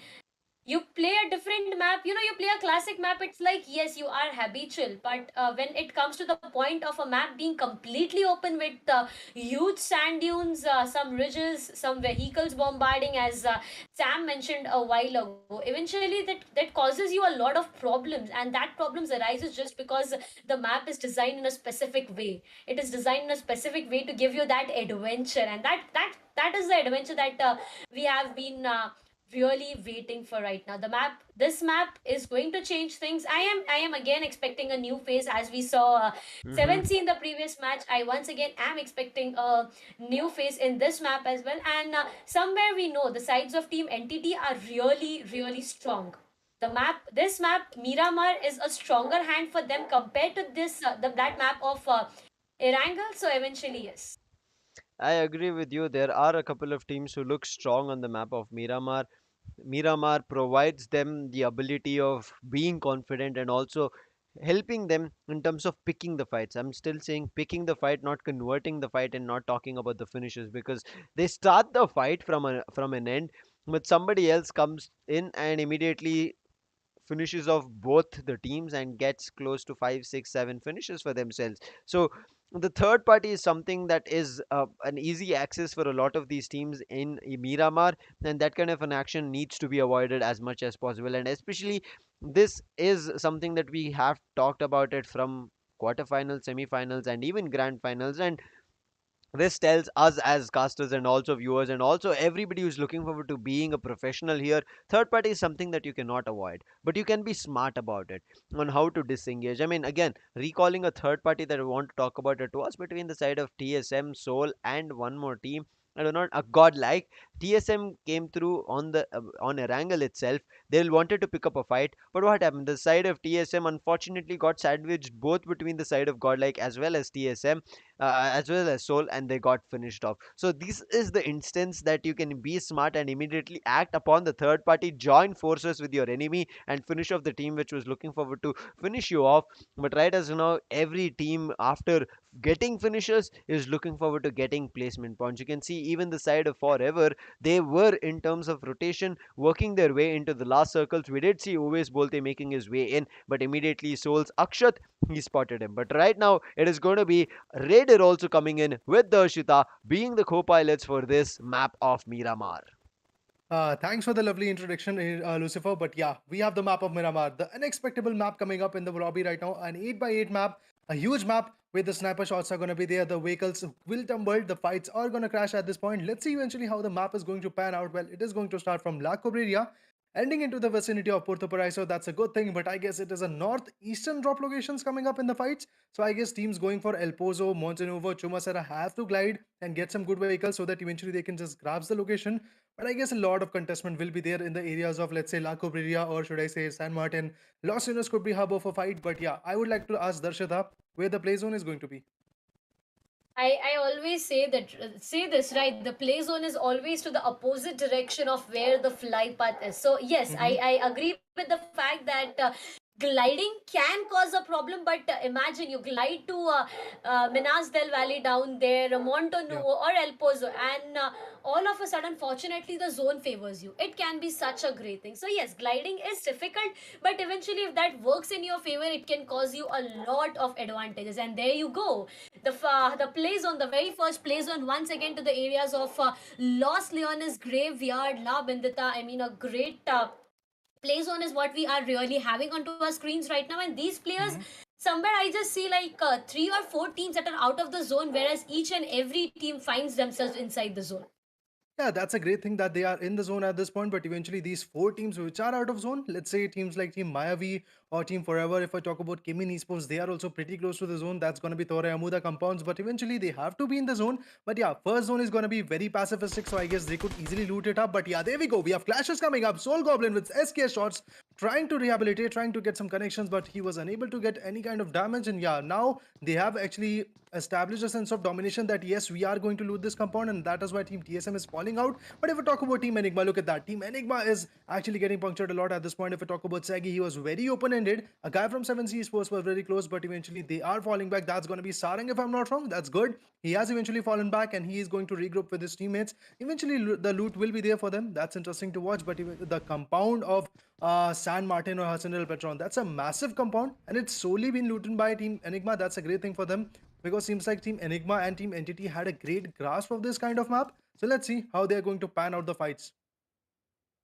Right now they do have a great compound to work around with, but look at Skylightz Gaming. They are finding more for themselves. They got one vehicle to work out with, and you can see all the players in one specific vehicle. They are looking forward to a compound where they can find more of utilities, more of ammos. Right now is something, the bullets are something that you need to be really careful about. I mean, we haven't seen this happening. We just see this happening really rare, that the bullets, you just run out of bullets, and it's just like fisting that you have to do to get that chicken dinner. We saw The that. semis. Yeah, exactly. We saw that instance in the semis. Nothing has happened in the grand finals as such, but you need to be really careful about the amount of bullets you have, and you need to make sure that you are not utilizing so much, just trying to, go for predictable sprays or something. After all these being said and done, let's head towards the sides of Team EXO. Right now, we were talking Yeah. about DMR, we were talking about tap shots, mini 14 shots. We do have Fierce and Panko, if I'm not wrong, with that mini 14 for themselves. Level 1 helmet, they need to find at least level 2. And level 3 will be the best for them. As you know, the amount of damages you deal will eventually decline if you have a great helmet to work around with. But yes, they are looking good with the utilities they have. Nothing to worry Yeah. about. No initial fights, no initial clashes happening as of now. Absolutely. The utilities you are going to loot at this point are going to be a major concern for you eventually in the battle, which is going to be there. So that is why I guess the teams are focusing onto the utilities, getting some good helmets, getting some good vests and good number of frags and nades and smoke, so that eventually the cover will be provided, getting some good painkillers so that boosters will be there for you. Health skills are actually going to be very interesting to watch. But eventually, if we talk about Team Velocity Gaming, well, the game for day number 3 is not that good for the team, but I guess this is just the start. Match number 1 has been passed out. But let's see how Team Velocity is going to pan out at this point. Kratos is back in the fight. Daljit is going to loot it up. I guess Atanki and Slayer are also coming back in the fight right now. Day number 2 was very impressive for the team. They tried back and forth to be in the zone, to be in the survival point, and to be in the, let's say, aggressive fights coming up for them. But let's see how this day is going to pan out, because this is the first match of Miramar for the day. I guess some new close quarter fights will be there, but I guess we have a contestant coming up, if I'm not wrong. That's going to be Celsius Wixie, just laying on the belly at this moment, and he's just spraying like a predator at this moment to get his prey onto the open-ended areas right now. Let's see, is Daljit going to fall for that or not? That's going to be the major concern. I guess Daljit could fall back, because I guess you have to find some good vehicles so that you can rotate. And yeah, Max has spotted him out, and now he's going to get a lot of trouble if eventually he is open-ended. But I guess Daljit is going on the western corners. That's good for him. Yeah, he has the buggy. He is going to rotate with the buggy. That's a great thing. That's a great sight of relief for me as a viewer. But yeah, I guess Team Celsius is going to get empty-handed at this point. Team Celsius, they were waiting. You know, right? Mhm. When you are with two players, getting into a fight is not something that you do. And Indeed. I guess a great decision from the sides of Team Celsius right now. They are looking forward to gather as much as they can. But look at this, look at this. Apollo, they are trying to regroup. These players are away, but dreams, my friend, don't be away from your team once again, as your dreams can be shattered the way it was for the previous match. After all these being said and done, Yeah. let's have more focus on the sides of Team Godlike as well. They need to fight once again. You saw that happening. The previous match, after Jonathan, I guess, yes, it was Jonathan, the very first player to get eliminated. And after that player was eliminated, the team started to fumble. One more player was down. Eventually, it was Gil and Neo, the last two surviving players. And that was done. Neo was the last one, and that was done and dusted for him. So yes, that is something that they need to be looking forward to, not getting into initial fights,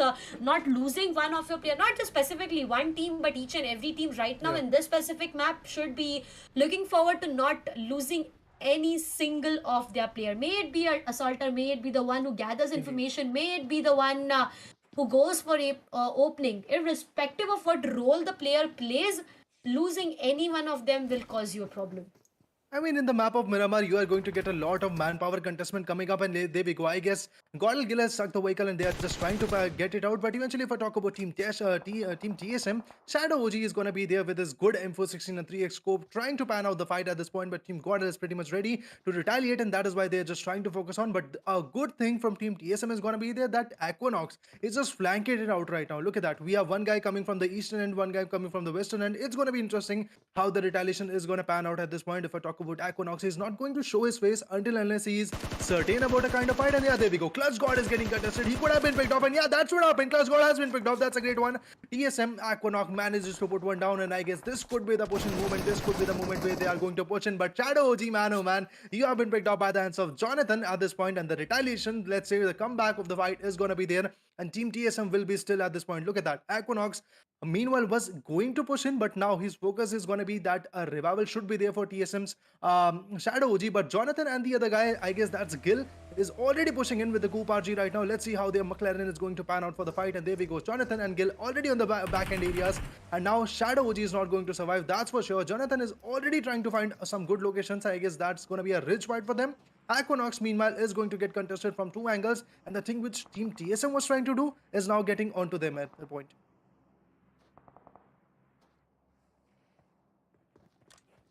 So let's see how the fights are going to pan out at this point. If I talk about Team TSM, they're just trying to find and get some good grasp in the lobby. They're just trying to get all the courage to actually just eliminate them out right now. They have lost one good guy of their team, and that's a great casualty for the team. But eventually, the first zone is going to shrink in, and I guess I'm eagerly waiting for the first zone to pan out right now. Oh, that's gonna be in the northern corner of Los Angeles.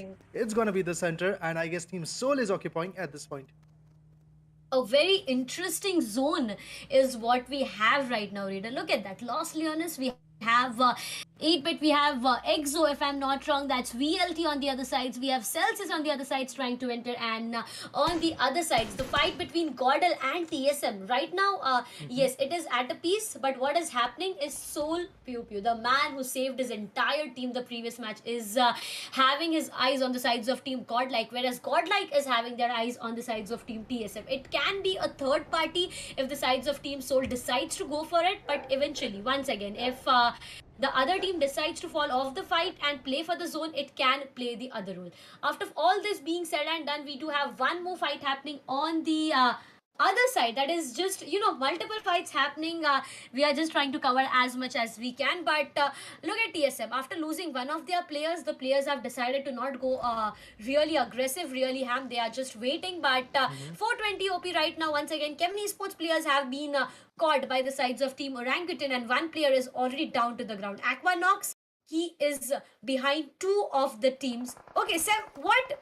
How did 7C come into this scene? 7C was not seen anywhere, but right now, Spray God has been caught by Jonathan. He will be making sure to take one player down. Gil is trying his level best with the window jump shots. We can see the sides of Team 7C waiting for one player down, but no, vehicle, Prince, you don't do that. Gil will be down to the ground. That vehicle that came directly to his face, and right now, Team Godlike lost, not completely lost, one of their players running low on one player. Jonathan with that vehicle once again is trying to go aggressive towards the sides of 7C Prince. But what is going to happen with that grenade? He can take one player down, but not real good time to just take that grenade. But there you go. The grenade from Clutch God will be taking down the sides of Team 7C Prince. And right now, Team 7C is into a bit of difficulties. But Aquanox out of nowhere has decided to go in for a third party raider. This is going to be a third party. What do you think is going to happen next? I mean, it's not a third party, it's a fourth party coming up right now. Look at that. Team Enigma is also lurking in the shadows at this point. It's going to be very interesting how the retaliation is going to be there.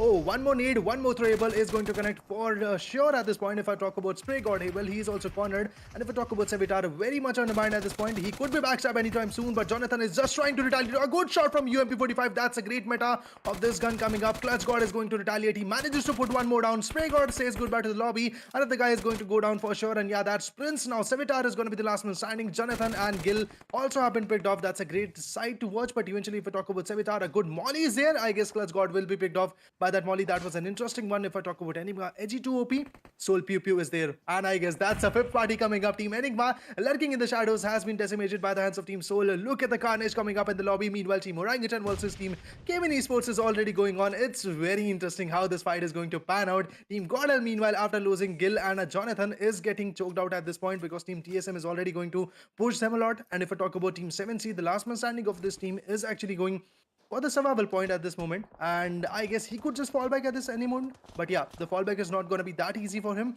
So Neo OK and Clutch God are trying to just scope it out, trying to just scoop that kill into their perspective. Team Enigma from the front end is just trying to tag them really, very well. Let's see how the fights are going to pan out from this angle. Oh, an interesting one. Look at that. They are just charging onto it right now. They're just trying to find the gaps which are going to be there. Oh, now a 1v1 could be there. 7C. Sevitar also goes on with a brutal drop shot. And just like that, now Team 7C, despite of getting a winner chicken dinner in match number 1, the consistency is something which these teams are lacking at this point. And that is why Team GodL manages to put 5 down with the loss of 2 great players of their team.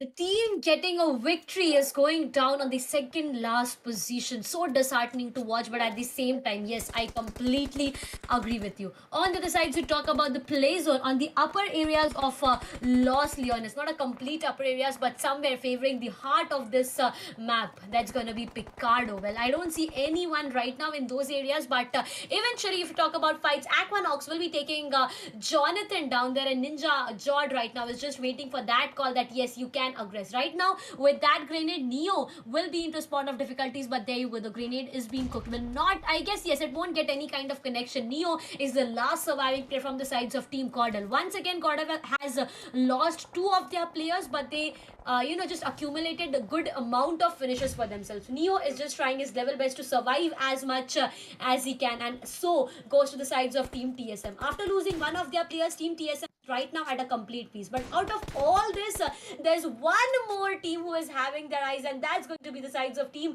Enigma. They will be taking the sides of Team GodL. That's going to be Clutch God getting eliminated completely. Shaggy trying his level best. A third party with a height advantage is what Team Enigma is having right now, and this can be really, really devastating for the sides of Team TSM and GodL. No, the grenade was so pinpoint precise. That's going to be done and dusted for the sides of Team GodL. TSM, they managed to take one more, but how are they going to manage the fight happening from the sides of Team Enigma? Will this work into their favor or no?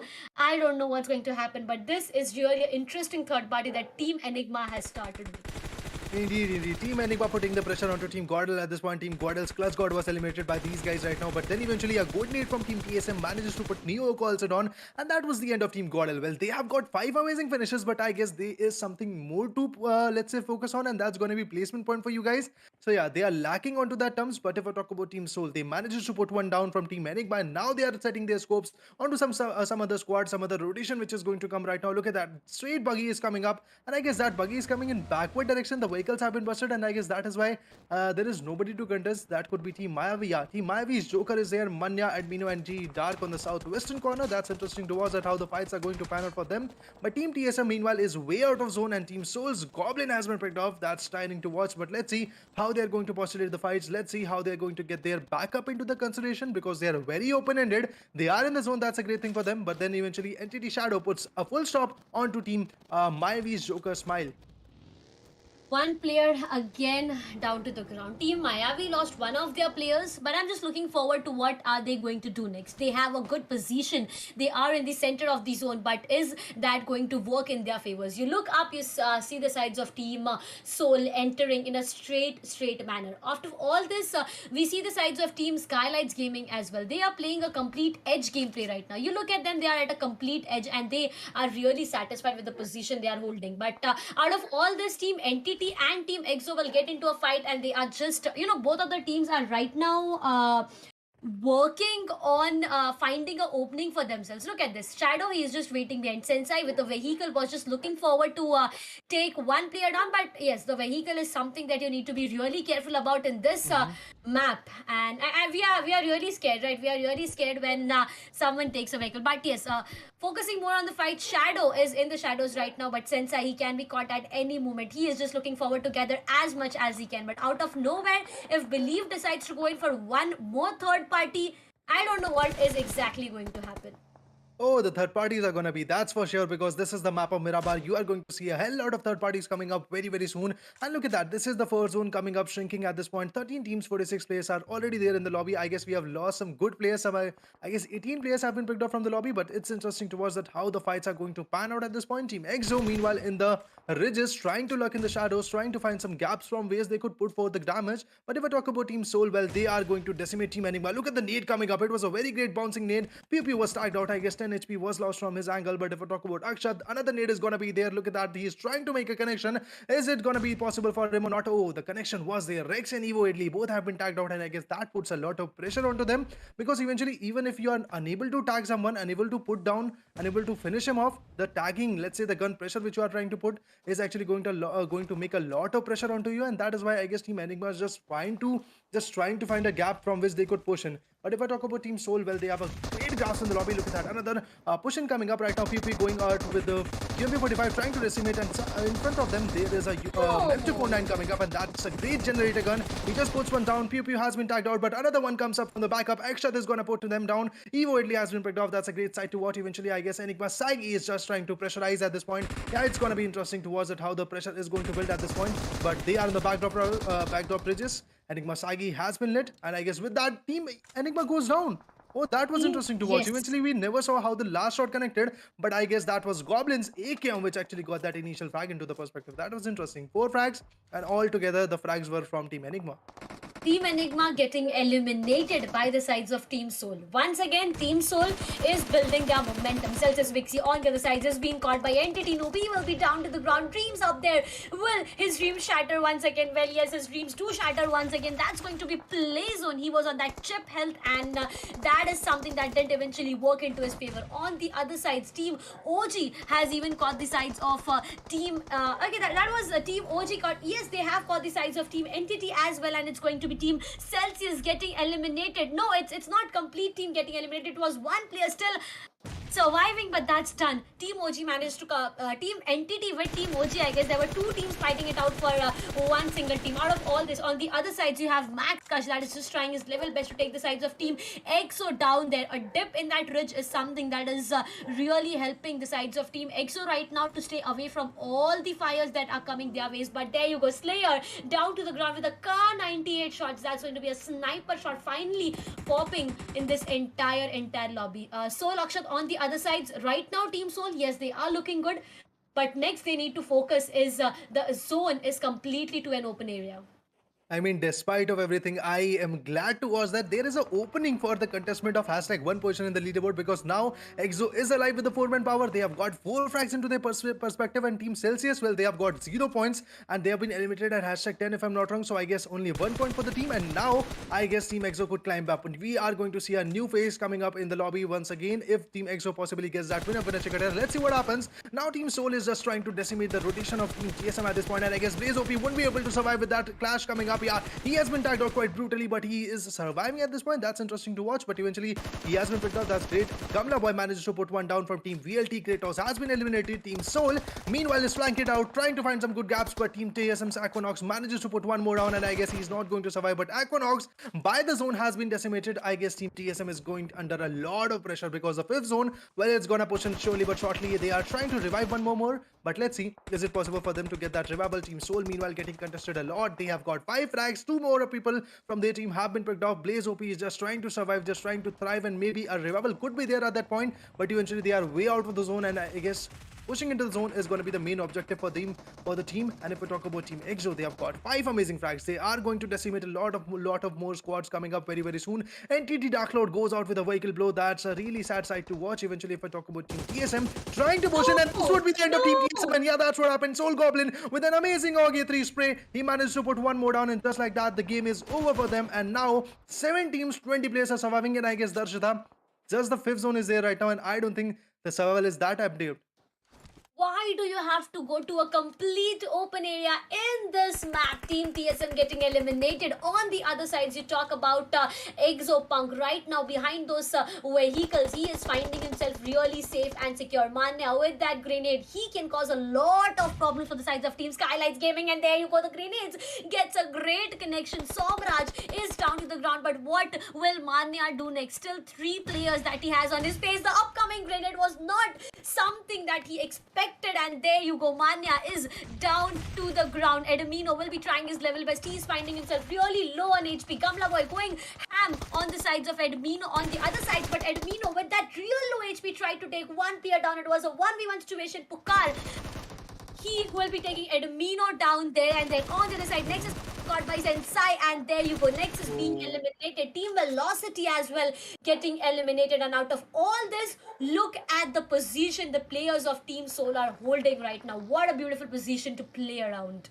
I mean, not for the longer time, because the zone is going to shrink in about 14 seconds, and they have to push in a 130 meters distance have to be traveled. And I guess Team EXO is the only team which is actually going to occupy the whole zone situation coming up, and I guess that's going to be fierce. Routine from the right angle. There could be a lot of decimation coming up. Look at that. Funko is just trying to decimate OG, and yeah, he manages to put him down. He's going to finish him off with single tap shots coming up very soon, and I guess Believe is the one who might go for the revival, but I guess that's not going to be the possible situation, because one guy from Team EXO is already out of zone trying to chase the blues at this point. And if I talk about OG Believe, he has to pressurize himself in the zone, and I guess Pew Pew will be there with some shots, and he manages to take them out, manages to take good shots onto him. But OG Believe still surviving in the fight right now. Let's see how Team Orangutan is going to retaliate, because now Soul also has to push in, and they have to be in the zone. They have got some good 7 amazing finishes into their perspective, and I guess Team EXO is also going to get preoccupied with the fight with Team Skylightz Gaming, and this could be the end of Team EXO, or this could actually end really very bad for Team Skylightz Gaming. Well, I want to see what is going to happen, because both of the teams are trying to chase for the #1 position. This is day number 3. Match number 2 is going to be their 14th match from 42 matches, which you are going to see in the grand finale. It's going to be interesting. Team Orangutan with the zone has been taken down. Team Soul, Skylightz Gaming, and EXO is going to be the last 3 teams remaining in the lobby. 3 teams with 10 alive players is what we have. Punk right now, he is sure of the position. Team Skylightz Gaming is holding, and on the other side, Sensei will be taking one player down. Can he do that for the second one as well? Oh, great amount of damage is what he dealt on the enemy, but eventually he has to take that back, and he will be down to the ground. Punk is down to the ground. Talking about Skylightz Gaming, okay, eventually they will get them into this fight, and out of all this, Team Soul will be just staying away from this fight happening. That's going to be Team EXO. It's Fierce, the last surviving player, with 8 finishes that the team has rackled for themselves. But Team Skylightz Gaming, they are looking really good. EXO Fierce is being caught into a different position by the sides of Team Soul, and that's going to be done and dusted. With this, we are having the top 2 teams right now. That's going to be Skylightz Gaming and Team Soul, with a situation of 2v4. I don't know what is going to exactly happen, as both of the players are playing a edge gameplay, and now it completely depends on the play zone shift. Oh my god, there you go, the shift will be favoring the sides of Team Skylightz Gaming and Team Soul. It is difficult, but not impossible. Impossible itself says that I am possible, and eventually, if there is something different, a grenade parade is what Team Soul decides to go with. I guess they can make it work into their favor, but still, it's like a 30-70 probability that I will be looking forward to.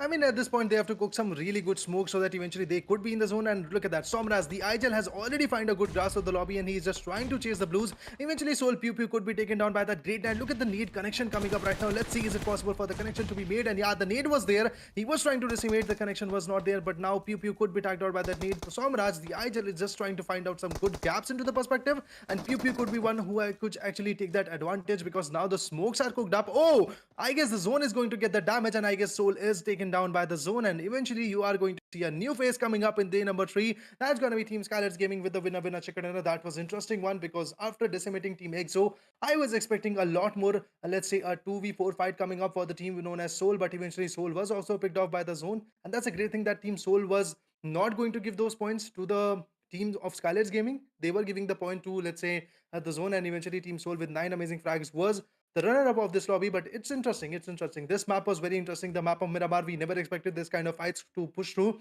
But yeah, it was one hell of a good one. Team 7C was earlier picked off. Then eventually, if I talk about teams like Skylightz Gaming, they were chasing the blues. They were trying to be in the zone. Initially, for the third and fourth zone, I never expected that they are going to push that much and get some good frags into their perspective. But eventually, yeah, at the last zone, we saw a good number of finishes into their perspective. After decimating Team EXO, they were holding a very good ridge, and from that angle, Team Soul has to depart, and just like that, Team Skylightz Gaming got that victory into their perspective. The last zone was completely about the height advantage Team Skylightz Gaming had. Moreover, of the height advantage they had, they really had the favor of the zone. They had the favor of the zone, they had the height advantage, they had the advantage on manpower standing. What else do you need? You Mhm. just got everything that you need, and that's where Skylight Gaming made sure to just go ham over the sides of Team Soul. But talking more about Team Soul right now, they did a fantastic job overall.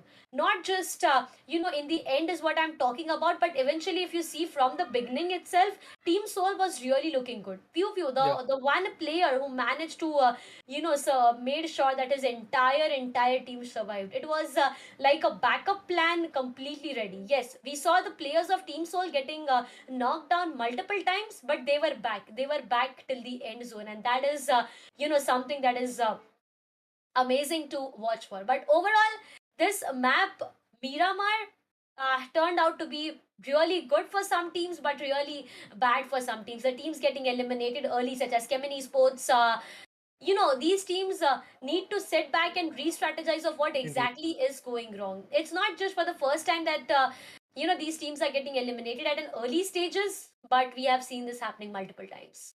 Indeed, if the day is going bad for you, you have to sit back and strategize all the points which you are going to miss and eventually come back strongly into the map next, which is going to come up right now. So, yeah, it was very interesting how the battle panned out for the teams. But eventually, teams like GodL Esports, even though they got 5 amazing finishes, even though they decimated one good team of 7C Esports, which got the victory in the previous match, they were able to put them down. But eventually, Team GodL was contested from Northern Corner and the back end from Team TSM. So, it was very interesting how the third parties and fourth parties were there. But yeah, eventually the map of Miramar is just like that. You have to be aware about those strategies. It's never going to be a straight of 2v2 fight, or let's say 4v4 fight coming for you in the map of Miramar. And if you are in the third or fourth zone, surely but shortly a third party is going to be there. A Kar 98 shot could be there for you, a M416 spray could be there. Anybody could actually pick you, so you have to be aware about those things. You have to get a hard compound, get some good smoke, so that eventually you are covered from all the other flanks. You just have to focus on to one battle, but despite of that, you have to cover your backs also. So that is why teams were unable to get those frags into their perspective. Eventually, Team Orangutan manages to put Chemin Esports also down. Eventually, if I talk about Team TSM, they were trying to decimate. But yeah, after that, Team Orangutans believe still manages to be the MVP, the most vital, the most valuable player of the match. Well, with 4 amazing finishes, and the team contribution is going to be 80%. That's a great thing. But I guess if his teammates decides to do this kind of contribution, getting 4 frags each, I guess the page, or let's say the history, would be different. It definitely would have been different. Four finishes, 80% contribution. Hmm. Man, oh man, what do I speak more about this right now? Almost, more than half is what believe contributed to his entire team. But talking more about the highlights of how Oh, this one. everything started, TSM and Godlike, they got into a fight where we saw Team 7C out of nowhere. Yes, Prey God was down Mhm. to the ground. Jonathan was yet up, but after Jonathan was down to the ground, the team started fumbling back. You see that, right? Prey God Team 7C decided to go ham there and there, whereas Teams TSM, who got into an early fight with them, was seen nowhere. And after all this happening, 7C was eliminated. But after that, it was Team Enigma making a third party, which eventually made it difficult for the sides of Team TSM Oh, and the Godlike need. to survive. But that nade, man oh man, that nade was directly on the face, and that's where Team Godlike was eliminated completely. Oh, if I talk about a need, I just remember the 8-bit juicy guy last need. previous Oh from my the god, previous day. oh It my was really god. very interesting. Eventually, you guys also talked about that, Lucifer and Darshita were talking about that. But right now, if we talk about the match number two's highlight at this point, Team Soul was trying to retaliate. Akshat, look at that. He was about to go down, but then a AKM shot comes from the backyard area, and eventually Team Soul manages to put them down. And if I talk about Team Celsius, but I never saw this fight coming up. But Team Celsius getting eliminated at hashtag 10 gave a good opening for Team EXO, and that is why I guess Team EXO could be at hashtag 1 or really very close to becoming hashtag 1 at this point. That's a great thing for them. But eventually, look at this AUG A3 shot coming up. It was very interesting. And then eventually, we were left with 5 to 6 teams. That was Team Skylightz Gaming, meanwhile, contesting with Team Mayavi, decimating Team Mayavi. After that, they went ham on the team known as, let's say, EXO. And eventually, if I talk about OG Ash, look at that. He was trying to find a gap. EXO Panko with beautiful Scarlet sprays manages to put him down eventually. And if I talk about Believe, he was also punctured by the zone. And then this fight came up. I guess Sensei was the one who actually got a knock, but then eventually he was also picked off. Snacks was also picked off. Snacks was the earlier frag for the team, and then Exophius was also picked off just like that by Team Soul. And after that, this is it. This is it for the team, and Skylightz Gaming just like that got that last victory into the perspective. But let's see how the day is going to pan out for them, because 23 points in a single match, it's interesting. But yeah, if we talk about Team Soul getting more frags than Team Skylightz Gaming has helped them a lot. They have got 21 points. That's a good thing. But eventually, Team EXO with 18 points. I just want to see the red and green arrows in the leaderboard at this point.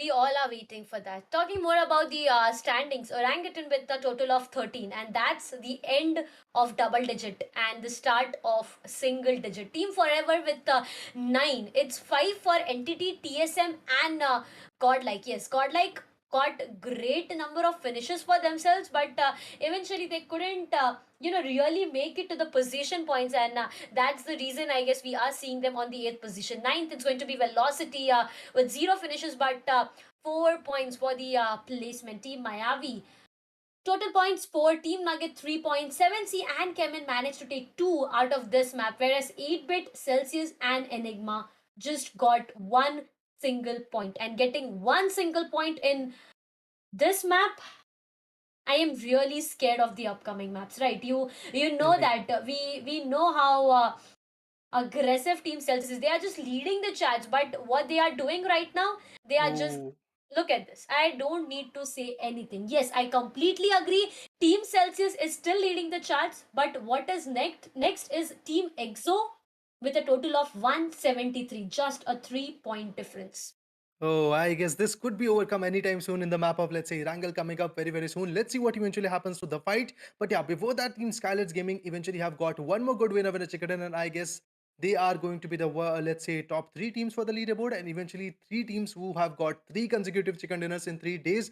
It was really interesting to watch. But eventually, if I talk about one more team, I would like to give a great shout out to Team 8-bit. Eventually, not even a single chicken dinner for them, but still they are managing to be in the top four. They are still managing the consistency of position points. They are getting good position points. Eventually, the finishes are not there for them. 54 finishes, I guess that's not enough for them, but yeah, they have to rack up some more seriousness. And what could one good chicken dinner could land them easily into the top three, because I guess Skylightz Gaming is not that far ahead. They could easily grasp that point. But eventually, if I talk about Team EXO and Team Celsius, that's a great lead for them, and they have maintained a great buffer points for the other teams. If I talk about Team Orangutan, that's great. They have got 113 points. Getting a green arrow was good for them. Eventually, Team TSM getting third party, getting bashed by Team Soul was not good for them. Eventually, if I talk about Team 7C Esports going down with the red arrow, NTT also with the red arrow, 89 points, Enigma 85 points, and the five consistent teams in the backdrop areas are going to be Chemin Esports, Velocity, Nugget, Mayavi, and Godlike Esports. I guess that's six. So yeah, these teams are still in the backdrop areas, lurking in the shadow. I don't know when the is going to come, but I'm eagerly waiting for it. See, if you talk right now about the number of points these teams have, they are good. Yes, they definitely are good. But the only point is, it's not getting better. It can get better, but eventually it is not getting better. You talk about you just overall see the second sides of the standings. What do you see? Three teams that just faced a downfall, and the rest five teams that have not lost anything, but eventually are not just gaining so much for themselves. And this is something that they really need to look forward to. Yes, godlike, they managed to take 5 finishes, but they are still at the 16th position, and I guess position points is something that can really help them a lot. Talking about the schedule onto our screens, teams 7C got the chicken dinner for themselves on the very first match, but still Mhm. they are seen on the second sides of the overall standings with a downfall. Team Skylightz Gaming, yes, they are in the top 3, but what is next is the Erangel, the map, the classic map of Erangel that eventually each and every one of us waits for. Indeed, indeed, because this is one of those map which is the home ground for the whole BGMI fight coming up for you right now. So eventually, all the other teams have grinded out into this map right now. I agree that Miramar and Sanok are a bummer map for you guys, but eventually these teams have to compete in these maps also. But eventually, if I talk about the map which is going to come now, it's going to be the map of Wrangell, an 8 into 8 map, 8 into 8 kilometers of map. This is going to be an island map so that it is surrounded from all the other direction from the water. So yeah, we are going to see three bridges, one in the Georgiapol direction, one in the military base direction, one in the Novoripino direction. But we have not seen any kind of bridge contestment in the grand finale, and I'm just eager to wait for that fight coming up right now. I just want to see some other team trying to gatekeep. Team Orangutan surely but shortly gatekeeps the area of, let's say, military base bridge. But eventually, if I talk about the Milta power situation coming up, Team EXO is there, but no contestment is there at this point. Eventually, because no other teams are trying to drop in the area of Novoripinoi. I just want to see the clashes coming up onto that area. I really wish that the fights will be there, the carnage will be there, because, of course, as a caster, as an audience, we really love to see the carnage coming up in the fight. So let's see how the fights are going to pan out, and let's see how the flight path will be there, and then how the first play zone is going to play the crucial role in the vital fights.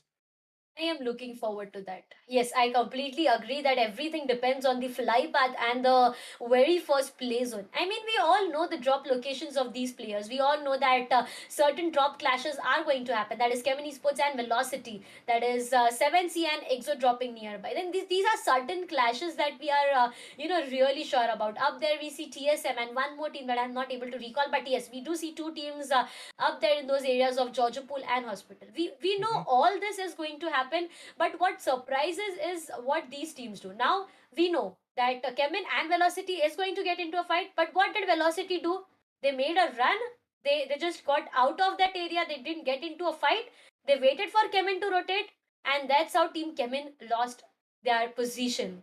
This is In something that is exactly planned out of the box. Yes, Raider. Yes, I just see you are really you just got something in your mind right now. I mean, like, if you are unable to take that 1v1, or let's say 2v2, 4v4 fight coming up for you right now, you just have to plan out some good strategies, eventually getting the Exactly, team yes. into a net, and then eventually engulfing them into a fight, and then eventually crushing them. And that's what teams like Velocity are trying to do at this point, because Chemin Esports are really very good at a, let's say, 4v4 fight coming in the military base area. They are holding a very good grasp. But then if I talk about Team Velocity, it's their home ground. Eventually, the former team IND, which was the name of this team right now, they were very good in the area of military base, and nobody was there to contest them. But now our team is there. You have to plan a new strategy, because you can't just be rigid about the location that you are going to drop and eventually lose your points. You have to get some good strategies, and that's what these teams are trying to pan out. That's what these teams are trying to strategize. So yeah, Team Velocity did a great job of engulfing them. Getting into the vicinity of military base was not their choice, and they were just trying to surround Team Kemin Esports. And this is some new strategies which you are going to look for, because playing a rigid game from the start till end will not get you any kind of points. You have to evolve, adapt some new strategies, and that's what these teams are trying to do, and that's really very good. Evolving and adapting. These words are really important right now. These strategies that are really readable for us and for the teams are something that are good, but at the same time it's like, yes, the opponents are sure that if we do this, the team is going to do that, and that is something that can cause you a problem. But yes, talking about some new strategies, you can go for them. It is a positive approach for your entire team, that yes, the team is not sure of what is going to happen. You just do something out of the box, and that is shocking, that is just surprising for the opponents, but that can bite you back, my friend. If it does bites you back, it can cause a problem for your team itself, and that is something that you need to look forward to. Well, after a lot of discussion, I just have one question for you, Raider. The fly path trajectory, what are you expecting right now? Well, I would like to expect a flight path coming from Lipovka ending in the Georgiapol vicinity. And I guess the zones should Okay. be central at this point, so that eventually teams could get a good loot. And I want to see the last one fights. Well, you have never seen me speaking like that.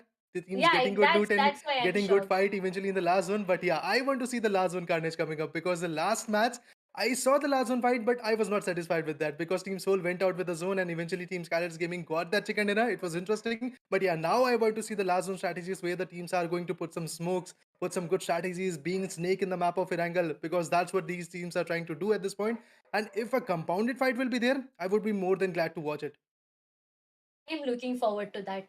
But yes, just one point that I am not looking forward to is last zone fight. I mean, show me some initial carnages happening. Show me some initial fights happening. That is something that I am really excited about. Not just now, but yes, always it's for a fact. And talking about the flight path that you just expected, yes, a decent fly path is what you are looking forward to. A decent play zone is what you are looking forward to. I mean, not just you, but every player right now is just in the hopes that please give me a fly path that is favoring my primary drop location, where I can easily glide to my drop location and feel myself really safe and secure. And that is something that everyone has. But what different is if it doesn't favor you, if it is completely favoring the eastern or the western, or it's like a straight fly path. I mean, the only thing that I want right now, Raider, is a fly path from Novoropnoi to the bridges, cutting the bridges into half. Straight fly path is what I am expecting. Yeah, this if the straight flight path is here for the teams right now, then eventually they could get some good loots and eventually fight it out in the next upcoming zones. And first zone will be pacifistic for you guys, but eventually we will have some clashes for sure. In the initial Yeah, 10 minutes, we exactly. are going to see a team going down because teams like Chemin Esports, teams like Velocity, teams like let's say GodL, teams like 7C Esports, they are not going to let the clash go because that's what they do. Initially, they want to get some frags. Eventually, first 5 minutes are very pacifistic for these teams. They eventually get some good loots and eventually just after getting loot, they know there is going to be a team lurking in the shadows behind them in the eastern flank or the western flank or the southern vicinity. So they are going to find out a good gap and eventually get some good frags. So that is what we are going to look forward to. But I want a good number of survival coming up in the last few zones, in the fifth, sixth, seventh, eighth zone, and then the clashes will be there, and that would be memorable for us to watch because eventually, if a fight is there like yesterday's match, eventually when team 8-bit Juicy put down that nade, I just want to see fights like that because if the survival is there in the last upcoming zones, you are going to see a great lot of survival, a great lot of strategies to develop, and then eventually some good gameplay by these teams right now. Oh yes, survival is really important. I mean, you can get into a fight, yes, but when you are the last surviving player, when you are the player who got no back from anyone, you just have to be a lone survivor. It's just you and the inner wall covers to walk around with. And I do repeat myself on saying that inner wall covers are really important. Yes, they are, but at the same time, as I say, advantages and disadvantages is what everything gets. Each reaction has an equal and opposite reaction. Well, if that is the case, Physics. those grenades bombarding into the inner wall cover is something that can cause a problem. But right now the player cams are all set. Team Forever, Entity Gaming, each and everyone is looking really excited for the upcoming match, and so are we, the casters.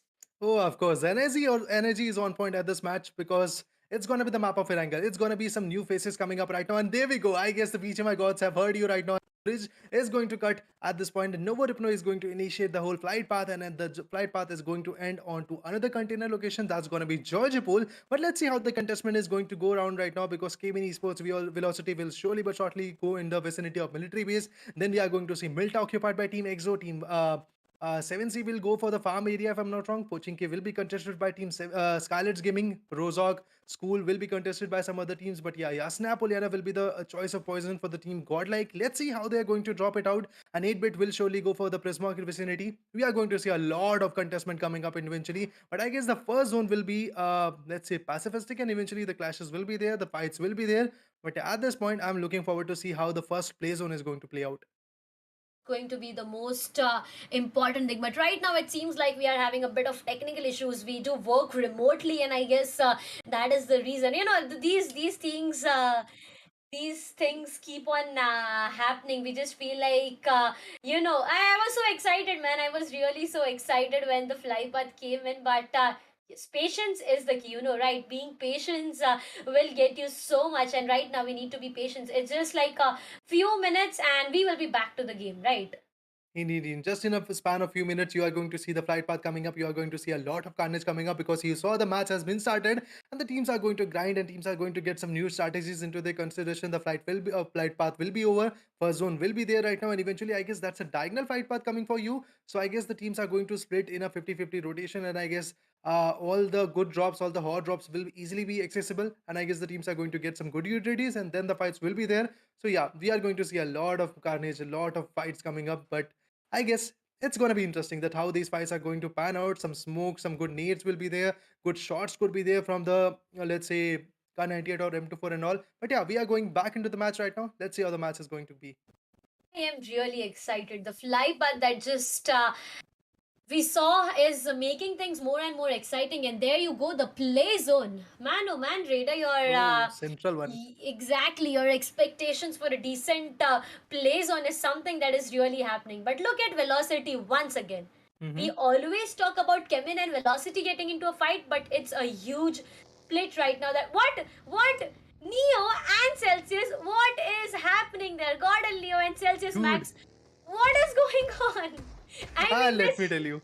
Let me tell Yeah, you, let yeah, me tell you. It's like please. it's basically like Celsius is just trying to crush them. Max is just trying to crush him out, but he actually got into the vehicle. He was sitting on the pillion seat so that nobody will be able to crush him. But the backup was there, the cavalry was there for Team Godel, and eventually Team Celsius says goodbye to the fight. And now you can see that Clutch God with a good, I guess that's a pistol coming up from his angle. He was trying to eliminate him out, but then Enigma. Initial fight is there for you guys. SG new player has been taken down. I don't know what is going to happen for Team Skylightz Gaming. Getting that last victory was good for them, but eventually, I guess Darshita, we demand a lot of consistency. We do demand a lot of consistency. One player is down to the ground. Eggy is trying to spot the second player, but right now with the player who is already down to ground, that's going to be new player. It is difficult for him to survive, Oh, and there you go. He will be finished off there and there. Eggy got one finish for himself and for his entire team. A great way to start the match, but what is next? Is team Skylightz Gaming going in for a revenge? Will they take a revenge of one of their playing being eliminated? And there you go. Yes, revenge can be taken, but the point right now is Enigma players have decided to call for a backup. They are going to regroup, and after that regrouping is done, going into a 3v4 fight is not something that Skylightz Gaming is looking forward to.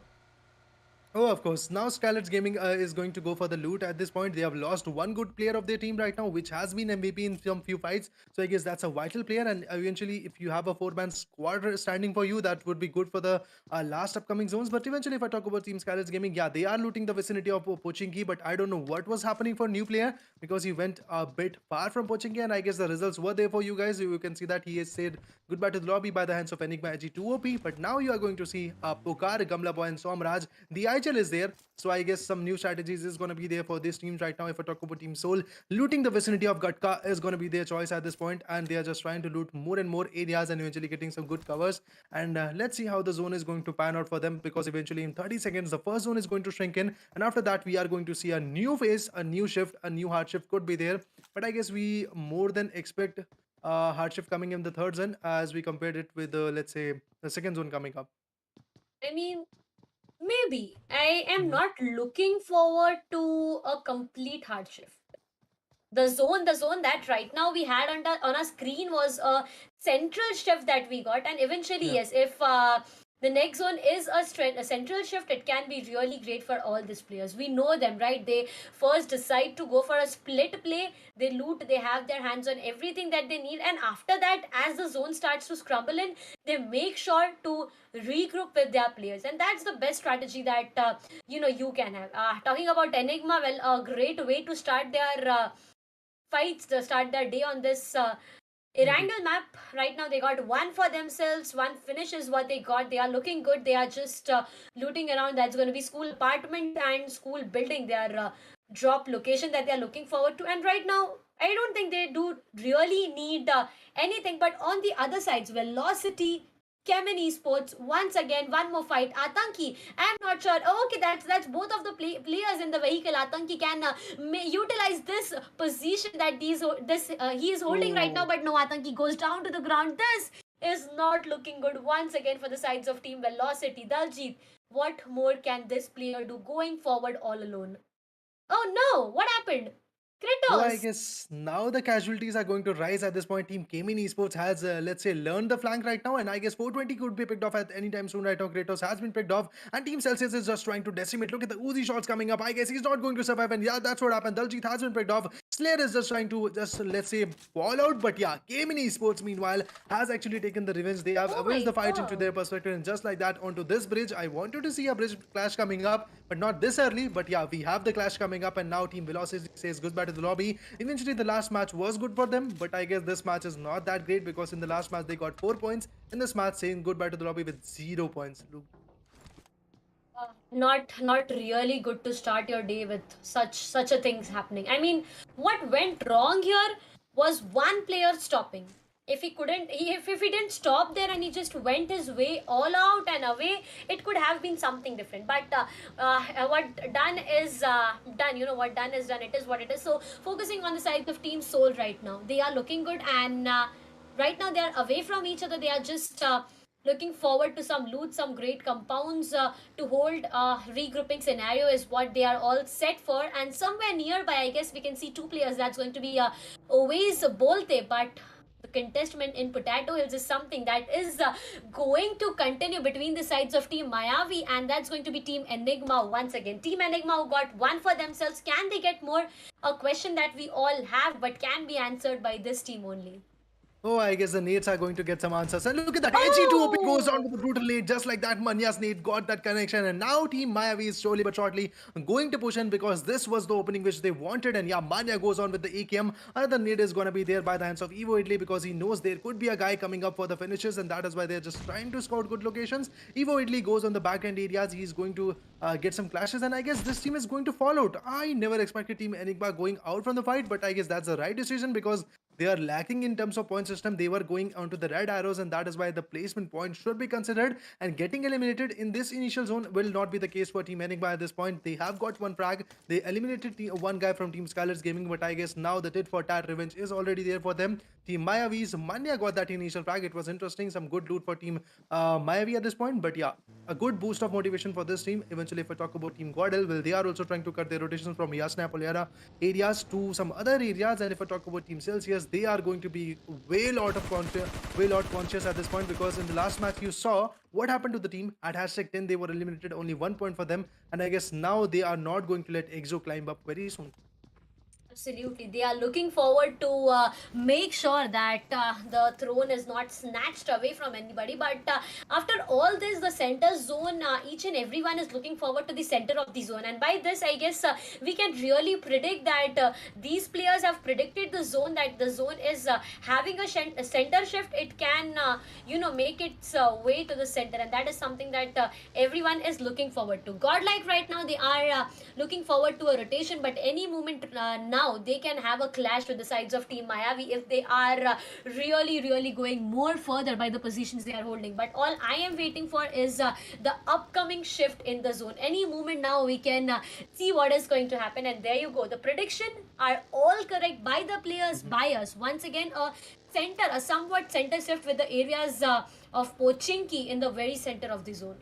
Oh, I'm glad to watch this kind of map coming up right now because we are going to see a lot of survival. I guess the clashes were there. One team has been picked off, that's Team VLT, but rest of the teams are going to play it really very safe. And at this time, if I talk about Soul Pew Pew, well, he is going to rotate in the vicinity of Pochinki, but now a contestment could be there because you can already see the guns coming from SG and guns coming from Team TSM. There could be a contestment coming up, but holding a church location will be good for the team because they are going to judge all the other rotations coming from them. But now GodL might be contested by Team Entity, Dark Lord, and I guess Shadow 7 is going to put the rotation. Troy is also on the close top US, and the rotation is there for them. Clutch God and Jonathan, meanwhile, holding a upper ridge. And if I talk about the other guys from Team GodL, that's going to be, I guess, Neok and Gil. They are in the back end vicinities, but yeah, Team Mayavi would be contested, I guess. Yeah, there we go. The clashes were there. The sprays are there right now. Still, Shadow 7 is able to, let's say, escape from the grasp of Team Mayavi at this point. And Team Mayavi, meanwhile, holding that potato hill is actually being a very strong team at this point because Enigma was contested by them. And let's talk about the whole stats coming up for you. So VLT with 0 points has been said goodbye to the lobby, and teams like, let's say, SG is losing one good player of their team. Three teams have lost one of their players: Enigma, Soul, and Skylightz Gaming. Rest, all the teams They are looking good. Chemin Esports, they managed to completely eliminate one of the team, but once again, a bridge fight is something that we always look forward to. Destro, there you go, he just decides to go off the bridge, but right now, does believe that he can take the vehicle of the position he is holding, but I guess that is not something that is definitely going to work in his favor. Delta PG on the other side, he is on the other end of the zone, whereas you can see the sides of Team OG as well, and there you go. The only thing right now that Team Chemin Esports have decided is to not go for a fight and just move away from the fight. They gathered 4 for themselves, and right now it is important for them to survive and get some position points. If they are able to do that, it can mark a really good map for them, and that's going to be the case, right? You see the players are just falling off and are not getting into any kinds of fight, any kinds of damages right now. But on the other Yeah. side, you talk about Team Soul, a split of 2-2 that definitely works into their favor every time.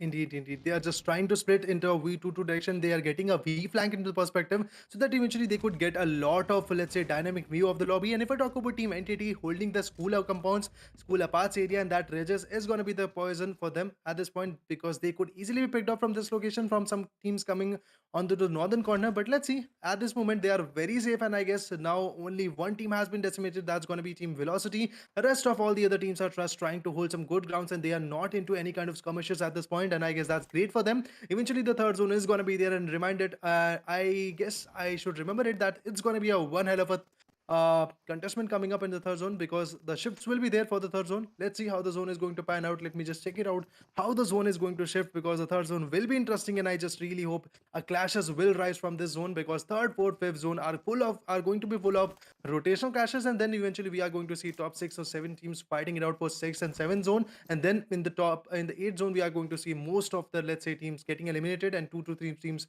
will still be left. So let's see what happens. Oh, look at the shift. Look at the shift coming up. It's gonna be interesting, man. It's gonna be interesting. Very interesting. The bridge to the sides of, military base is something that these players, not just these players, we didn't expect this to happen, right? We were looking forward to a central shift from the first zone to the second, but third zone Why out won't of it? nowhere. Okay, that's going to be a different kind of caster curse happening right now. But all of the jokes apart, right now you see at GodL, look at the rotations they are taking. What they are doing, I mean, not just them, each and every team, they are just running a race of marathon. But out of all this, Entity Shadow decides to go off that vehicle and take one player down. 8-bit Madman will be taking Exopunk down. Dark Lord will be eliminating Celsius Max. Madman will be eliminating Punk there and there. With this rotation coming up, there is a lot of happening in this entire lobby. And there you go, Celsius Vixie is being caught at the same time. On the other side, you talk about Team Exo, they are holding the shows. They just will be waiting to hold this position and then look forward to which team is all set in their crosshair and then take them down eventually.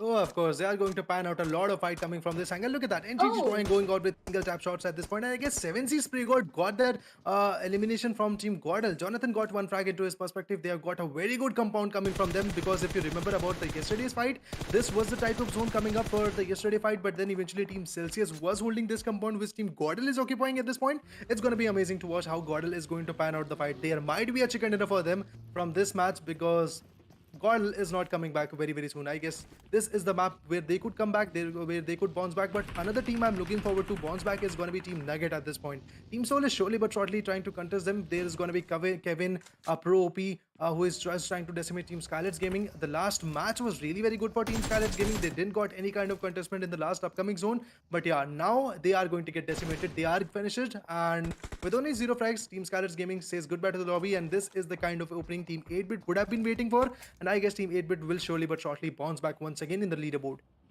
Teams have already been eliminated, and right now look at GodL Gill. He is trying his level best to scout as much as information he can. Not just him, but all the players right now are looking forward to information. Out of all this, Nugget, he is down to the ground. He is completely at a piece away from, a bit away from those inner wall covers, that those warehouse that he has. But Apollo, what were you doing in those water bodies? He will find himself just down and completely off in those waters itself. Out of all this happening on the other side, Team Soul, they got one for themselves, and right now they are looking forward to take the sides of Team Nugget down. They are up with the complete information that they need, and they are just waiting for one opening. Eventually, if that happens in their favor, the one player who is really nearby, eventually if he is down to the ground, it can cause a lot of problems. But right now, teams need to eventually look forward to the play zone. It is not favoring anyone, and I'm really scared of Chemin Esports right now. Look at them.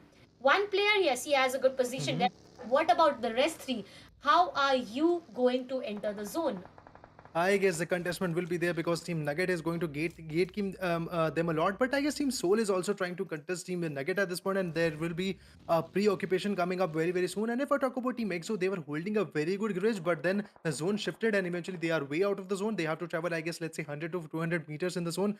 And Team Orangutan and some other team is already there to gatekeep them. So now the gatekeeping, n number of gatekeeping is going to be there. Team Celsius's dreams is in the water body, if I'm not wrong. And if I talk about Jonathan, he's just trying to scout out. He's just trying to ban the fights for himself. He's trying to decimate more and more teams. But then GodL Neo managed to put one down. 7C Sarang has been finished off. Now Savitar is last man standing on team right now. Team 7C Sports surely got that victory in the first match. But I am looking forward to it, that how they are going to expand this match, because in this match the contestment is way too hard for them. They have got only 5 bandits and a good nade from Team Forever will eliminate them right now. KOR 10 with a brilliant nade. Not even a bullet has been wasted, but with the nade they got the elimination of Team 7C Esports.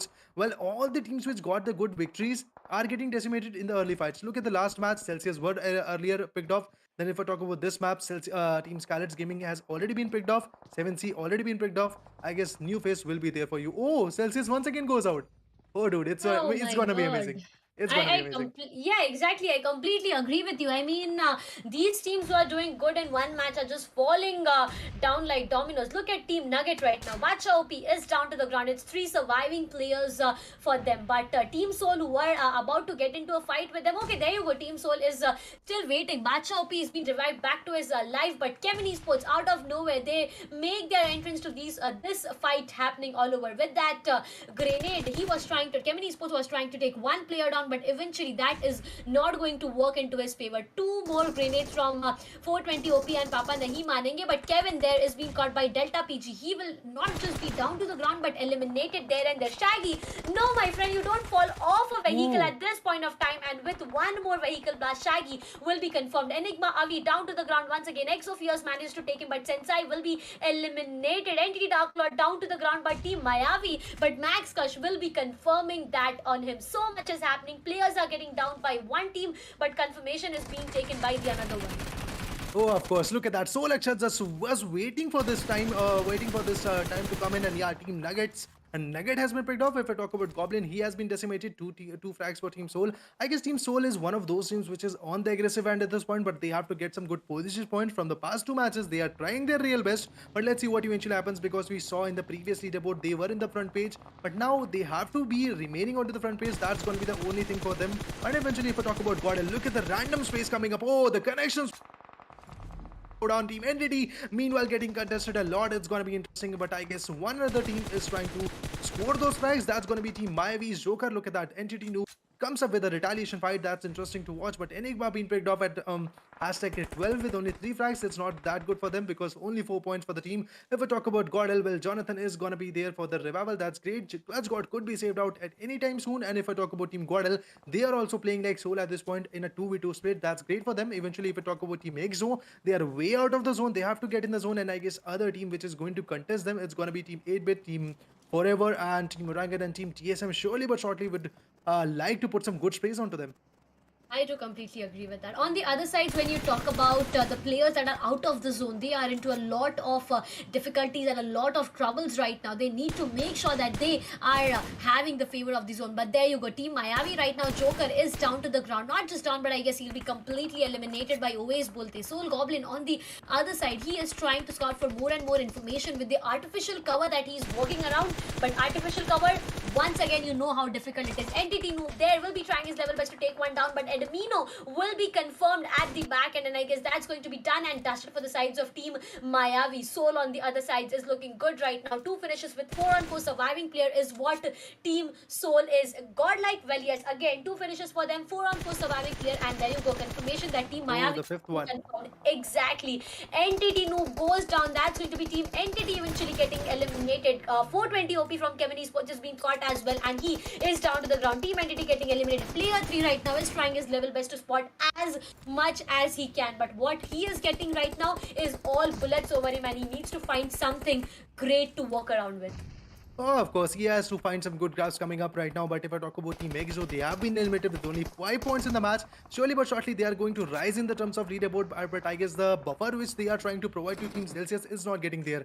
And if I'm not wrong, that's going to be Team Soul getting decimated, getting carnage into their perspective. But if I talk about Team 8-bit, look at the sprays coming from Team GodL. Jonathan is just sitting and just trying to put some good sprays onto the perspective. He's just trying to decimate all the other teams at this point. If I talk about Team Nugget with only single manpower, 2 frags for them. Team 8-bit with 3 manpower and 2 frags for them. That's great, but I guess this is the great opening for teams like 8-bit and teams like, let's say, GodL. Eventually they could get that winner chicken dinner because they have scored 3 or 4 finishes. That's interesting. They have the 4-man power. They are out of zone at this point. They have to be in the zone and they have to get a good location. They are getting a northern corner, but now 8 teams and 24 players are going to be here right now, and this is what I was talking about, Darshita. This is the kind of fight I wanted to see because it's a very open fight, to be exact. And now you are going to see a lot of smoke, a lot of strategies being dealt in the lobby. Haystacks will be getting the cover. Let's see how these teams are going to retaliate. I am looking forward to all those different strategies. But Ninja Jord, what are you doing there? There you go. I was I was about to say that, but Ninja Jord right now, he is down to the ground. Jonathan, he is finding himself at the edge of the blues. Now it's a safe and secure position for him, but not for a longer period of time. He needs to move as soon as possible with that grenade. Shadow OG will be down to the ground. Jonathan once again, can he take second player down with that grenade? Aquanox, it's just hell raining on the enemies right now. They need an umbrella to cover themselves. Aquanox, he is trying his level best. One again, a Molotov connections going from the sides of team GodL. Jonathan, what is this man exactly up to? Out of all this happening, we do have the sides of Soul. Player 3 is trying to take as much as he can with the vehicle blast happening all around, but I guess that is not going to gain him everything. 3 finishes once again for the sides of team GodL, whereas they are surviving with all 4 players surviving. What I am looking forward to right now is how will they approach to the plays, and that is going to be important. But Gil, with that grenade, will be taking 1 player down, and again Aquanox, he is going to be into a real difficult spot. What he is going to do is something that I have been looking forward to, but there you go, he is up, he has patched himself up. There you go, Jonathan down to the ground once again. He will be eliminated completely. Aquanox, you beauty, he just not took 1 player down, he completely eliminated him there and there. But Team Soul, 2 players down, revival is being initiated, and we know, right, Team Soul can handle the situation really good. But they are too open at this point. I guess they have to cook some smokes, and there we go. I guess 2 of them have been picked off. PPU is gonna go down. Goblin has been picked off. Akshat could have been revived, but I guess that's gonna be the case. But let's see how Team TSM is going to pan out right now. Aquanox is gonna be the last one standing of his team, and Jonathan was picked off by his hand. That was interesting to watch. But eventually, player 3, well, he has done a very tremendous job. But now he goes for the revival. He can be picked off anytime soon. And look at the sprays coming up. TSM's Aquanox is way out of the zone. He has got only 5 bandits. He can be contested, and yeah, Clutch God finally puts him down. That's the retaliation for Jonathan. I guess that's interesting to watch. Eventually, if we talk about player 3, he has also been picked up by the hands of Team GodL, and this is it. I guess my man GodL could actually pick up some pace at this point. If I talk about Team 8-bit, well, Madman with the arm is just trying to tag more and more players at this point. If we talk about Team Soul with only 5 frags, they have been saying goodbye to the lobby. Clutch God comes up with another frag into his perspective, going into a good location, trying to find some good gaps. It's going to be interesting how Team GodL is going to pan out with the fight right now. That's impressive to watch. If we talk about Team Orangutan, semi-finals was the one phase where they actually reigned a lot, but eventually if I talk about the whole grand finale situation coming up, I just really want this team to get a winner chicken dinner at this point. Everyone is looking forward to that, but right now Gil is down to the ground. Max Kush, what a beautiful spray, you man. He manages to take 1 player down, and it's just 2 players remaining from the sides of team GodL. Gil down to the ground. Clutch God, he knows Max Kush is sure about the position that Clutch God is holding. It's just about how will he manage to take him down. Clutch God, well, at the edges of the blue is something that this man is playing, but with the upcoming zone shift, he needs to make a move, and making that move will cause a real big problem. problem. Out of all this, OG Pehchan Khan has been caught there and he is down to the ground. Clutch God still trying to figure out how can he make a run for the zone, and there you go. Clutch God, what a spray. He will be taking one player down, but he will be in. Oh my god, he just was 1 pixel visible there, and from that one single pixel, he is being caught. He is down to the ground. Neo is down to the ground. Right now, Team OG are looking forward to a greater chunk of the play zone, but I guess that has been denied by the teams. With that, we have top 4 teams remaining. Gil, he is making sure to revive Neo back to his life. Well, yes, revival is possible, but again, how are you going to travel to the zone? How are you going to migrate towards the zone? That's going to be one important question here. I mean, that's what I wanted to see, and eventually I'm getting my thing. At this point, if I talk about Team Forever, well, they have got a great number of finishes. They have got 8 frags into their perspective. Eventually, Clutch God could not be revived at this point, because if they go for the revival, they might get exposed and they might get punched on by some other teams. If I talk about Team Orangutan, getting in the zone is going to be the only objective for this team is Samay at this point, if I'm not wrong. And eventually, if I talk about Trigger, he's just trying to fight some good gaps. Mashkas goes out with a good nade, and I guess Clutch God has been finished off. Next, just always bolte Mashkas and QA10 is going to be the only team with the 4-man power. That's Team Forever, which is standing very tall in the lobby. And if I talk about Clutch God, he is going to get that revival. Neo OK is also getting contested. But if I talk about Trigger, there we go. Another shot. Another guy goes down in the lobby. 7 frags for Team GodL. That's interesting. But now Gil is also getting contested. He has been tagged out. And I guess the spray tracing could be there anytime soon. But still, they are going to survive. Neo OK once again goes down with a brutal blow.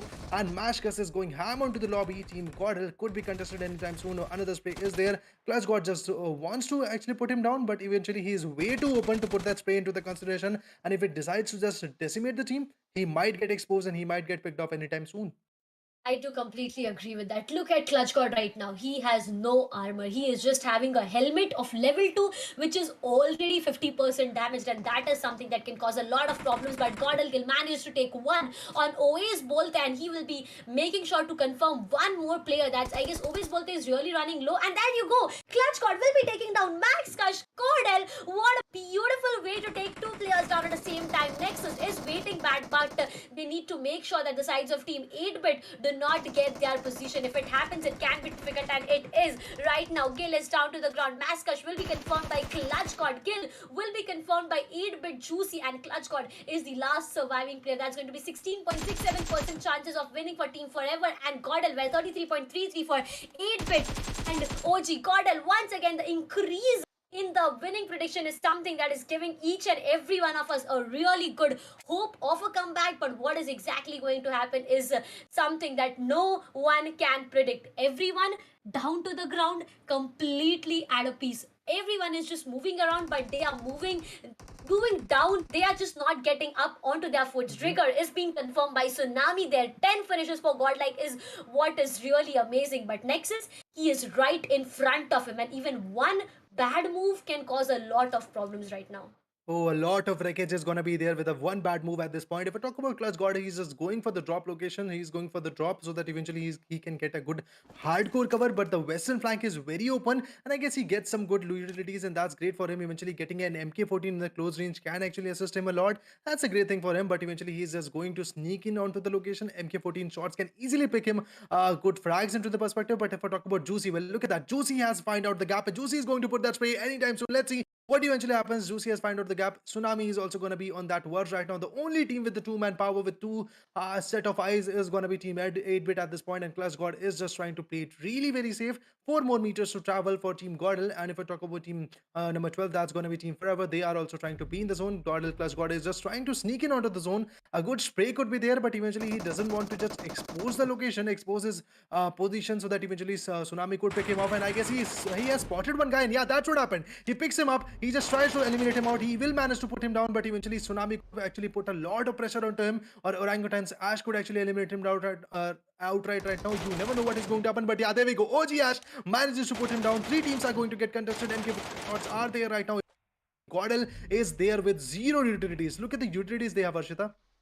0 utilities, and this man is running low on his HP. I am not sure of what exactly is going to happen. Ash is really looking good, and the position he is holding is really good. It's a 1v1 fight that we are going to witness. Oh my god, Clutch God! Oh my god, Clutch God took one player down. Oh my god! Clutch God took one player down from the sides of Team OG. Oh my god, what happened next was Playzone. Playzone played a different game there, and that is eventually when all problems came up. I mean, I am looking really excited right now. I just look at my face. I don't know what exactly happened there, but Team Forever got their chicken dinner. The one surviving player just was waiting for information. He got that when Clutch got sprayed. And there you go. The results are already onto your screens. The level of trigger discipline, the level of confidence, the level of momentum boost will reward you with beautiful things, and that's going to be a delicious chicken dinner for the entire team of Team Forever. A much needed, I would say that. Oh, indeed. It's going to boost a lot of motivation for this team right now because they were coming back and forth into the location. They were trying their real best to get some good hopes into their guys right now. But eventually, this winner chicken dinner with some good amount of frags, if I'm not wrong, that's going to be 10 to 12 frags for them. It's really very interesting. The great comeback this team says we're going to put forth, it's going to be amazing to watch. Eventually, it was a great battle coming up. The last zone actually went out just the way I predicted I wanted, and it was really very interesting. It was way too open for the teams to fight it out, and eventually teams like Soul was coming back and forth. Teams like 8-bit was trying to scout more and more locations, but then Team 8-bit was remaining in the top 4. Eventually, I guess Juicy was picked out by the hands of Clutch God with the great MK14 shot coming up. Then OG Ash manages to put one more down from Team 8-bit, and just like that, Team 8-bit was decimated. And after that, GodL tries to put one more, and then the zone was there for them, and GodL Clutch God also gets eliminated because he didn't have any kind of utilities. And eventually the chicken dinner, the winner chicken dinner of match number 3, was into the hands of Team Forever. It was one hell of a chicken dinner. It was one hell of an interesting one. I really want to see the highlights. I just want to remember the whole match coming up all together because it was one hell of a match coming. Erangel is a map where you see a lot of strategies coming up. You see the campings, you see the strongholds like Sanok, you see the vehicle getting plus like Miramar, you see the rotations coming up like a Miramar, you see some good reflexes coming up into the shadows, just like Sanok. It's full of action, and that's what I love about Erangel. Blue Zone has just played a complete different game today. I mean, I am not just able to forget what happened there. Clutch Cuddy was looking so confident on that. He took one player down, and his only aim was to get that chicken dinner that the entire team, the entire fans of GodL were waiting for. But Play Zone, man oh man, on the last moment, just before it was like few seconds before anything could happen, Play Zone played a different game, and that was the start and end of everything. But this Erangel, yes, I completely agree that when this fight started, when the map of Erangel started, it completely felt like a decent map, Mhm. but the way it ended, it was not decent at all. It started with a center zone, it started with the second shift in a center zone, but the third shift, the upcoming third shift in this map just changed just turned the tables around, right? Oh, the whole wave was changed at that point. Eventually, the third shift Yeah. was there. Right now, it was like all the team were getting a good location in the zone, and eventually, when the third zone came in, all the teams were panicking. Look at the kill feed going on in the third map right now. When the third zone shift came in, it was very amazing to watch. But before that, if I talk about Team Velocity, with they were taken down in the map of Erangel in the bridge, which was there right now in the areas like military base. It was very interesting to watch. Eventually, if I talk about Team Soul, Goblin, and Player 3, these are the two players which were just trying to scavenge for the hunt, trying to scavenge for the kills. It was really very interesting to watch that how these guys are trying to output the game. Eventually, if I talk about Team GodL, that's a great comeback by Team GodL. Eventually, they were not getting that winner chicken dinner. They are not going to get that victory into their perspective. But yeah, the match was fantabulous for the team. Look at that. Jonathan goes down. Clutch God comes up with the retaliation, and that was very interesting to watch. Eventually, Clutch God was the last one standing for this team, but the kind of decimation he put forward for the team, it was very amazing. GodL Gill also goes down just like that with the hands of Mashkers WNL. It was really very interesting how Team Forever put out the whole battle for the consideration. It was really very amazing. But then Clutch God was trying to bounce upright once again, but he was also picked up. And then eventually, I guess Gill was the last one standing from his team who actually came up with all the revivals for the team. And then if I talk about Clutch God, he just sneakily went onto the drop and got that MK14. And look at that. Now the whole party is going to initiate. Look at that. The MK14 shot comes up with a headshot. He actually puts one down. And then Tsunami was on the right location. He finishes two C's before anybody could finish him off. And then if we talk about Tsunami, he was trying to spray onto him also. But then OG Ash was the one who actually got that elimination. Then eventually the spray was there. Look at that. Ash was eliminated, and eventually the zone was there. And just like that, Team Forever was cherished with the zone. But still, All of the fights were there. Teams were getting the winner chicken dinner, but one player who is still chasing the top fragger leaderboard is going to be Team TSM's Aquanox. He's the most valuable, or should I say, a vital player of the match. It is really very interesting. Look at the contribution which he has put forth, 83.33%. 83.33%. Such a big contribution this man has in this, overall map. With 5 finishes he got for his team. It's a great number. Yes, I completely agree to the fact that 5 finishes is something that you are really looking good with. But once again, Team TSM, they are looking good on one map, but once again, after one player or two players fall down, it's something that is, not working into their favor. But overall, yes, a great job done by TSM Aquanox. You're being the MVP of this entire map. And let's talk more about the standings. What happened? It was Team Forever with a chicken dinner, 9 finishes, a total of 24. That's 15 for placements and 9 for finish. But look at Godlike, 12 for finish, 12 for position, and the same number they got for themselves that the first team standing did, right? Oh, a huge jump for Team Godlike is going to be there eventually. If I talk about Team Forever, the victory is going to cherish a lot of motivation for them. But eventually, if I talk about teams like Godlike, teams like 8-Bit, they have boosted a lot of position points, if I'm not wrong. But it's going to be one hell of a challenge for these teams to maintain that consistency, because we have seen team coming so with a good chicken dinner. Teams like Celsius maintaining a 2 straight day consistency. But eventually, this day, it's going to be the consistent performance of going out in the leaderboard at the back end area. Eventually, if I talk about Team Soul, 9 points, Nugget 8 points, Chemin Esports 8 points, TSM with 7 points, EXO going out with only 5 points, Team Mayavi is going to be with 4 points, Enigma with 4 points, NTT with 3 points, Celsius, 7C, Skylightz Gaming, and Velocity are looking really very same at this point, with getting those zeros into their consideration. Zeros, man, oh man, you don't do that. You really don't do that in this map, at least. I mean, right? This map is a map where you can really perform good. But yes, what went wrong with Velocity? One player who was in the vehicle, he could have ran for his life. If he got a chance of running, he could have ran for his life, but he made a mistake of standing there, and that Oh. just went wrong. But look at this.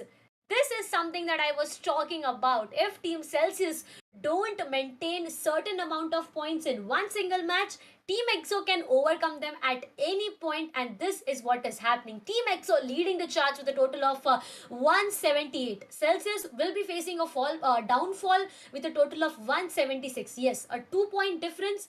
But once again, if Celsius didn't perform in the upcoming 3 matches, the difference can get big and big, and that is something that they need to look forward to. Skylightz Gaming and Team 8-Bit on the other sides have not lost so much, but eventually have gained just a certain number of points that is just making them sit back on their third and fourth position, whereas Team Forever, after getting one chicken dinner, after getting this victory for themselves, have climbed up to the fifth position with a total of 127 for themselves.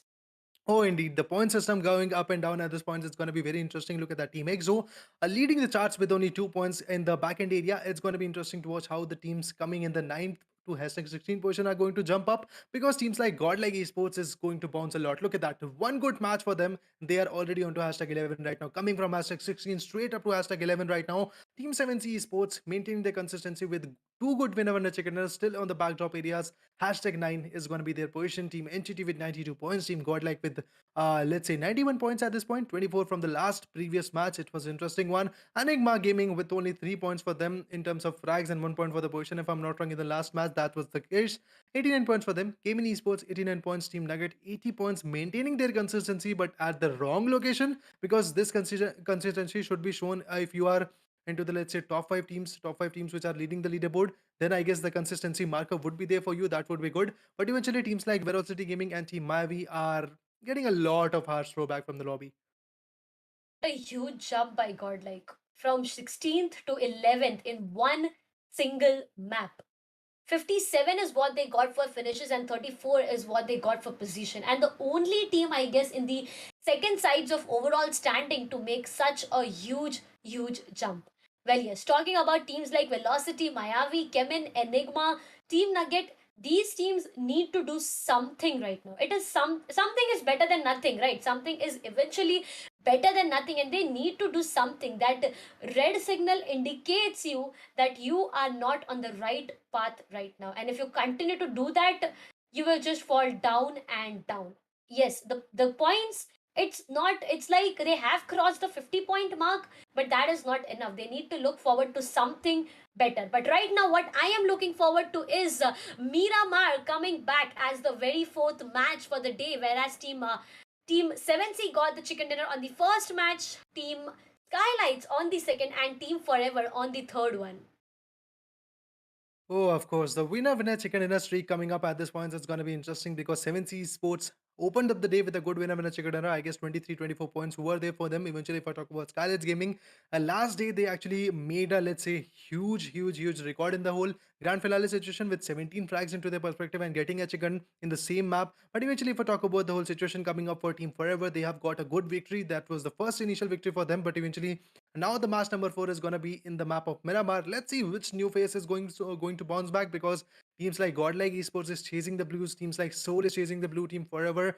Actually managed to get that victory. That was interesting to watch. But eventually, I want to see one team getting that victory. It's going to be Team 8-Bit because they have maintained the consistency. They are coming back and forth in the top 5 but unable to get any kind of chicken dinner at this point. I am surely looking forward to that. Well, some teams do catch our eyes at a certain point of time, and we do feel like that. Yes, these teams are really being consistent, but they are not getting that. Getting that just a single point, that just a small mistake or something that is just lacking behind is a reason that they are not able to perform. If you talk about Team Mayavi, we know how they perform. We know how strong the comeback was in the semi-finales. But what is happening right now? They are not able to catch the phase once again. They are not able to catch the pace that these teams running away with points are, and that is the reason they do find themselves in the 16th position down there. Yes, I completely agree. There are four more remaining days, like 4.5, I would say, as we are. Just done with the half day of today. We are just left with three more maps for the today's day. But yes, it's like tomorrow's day. The next day is going to be the midway mark. Either you go up, either you go down. It's like it will eventually make our vision not 50% exactly, but somewhere like 5 or 10% clear of which is the team that can hold the crowns back there. Oh, indeed. That some speculations will be made for sure at this point. But eventually, if we talk about the whole 50% of the day getting past at this point, the pressure will be made on the teams which are in the backdrop areas.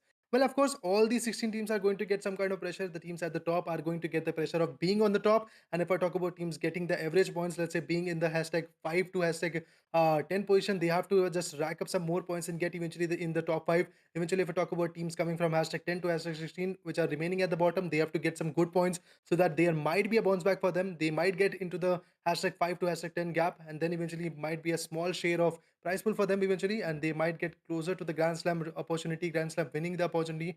And let's see how these leaderboards are going to turn out because this is day number 3, and we are going into the match number 4. It's going to be interesting to watch that how the rotation will be there. 15 matches have been passed out.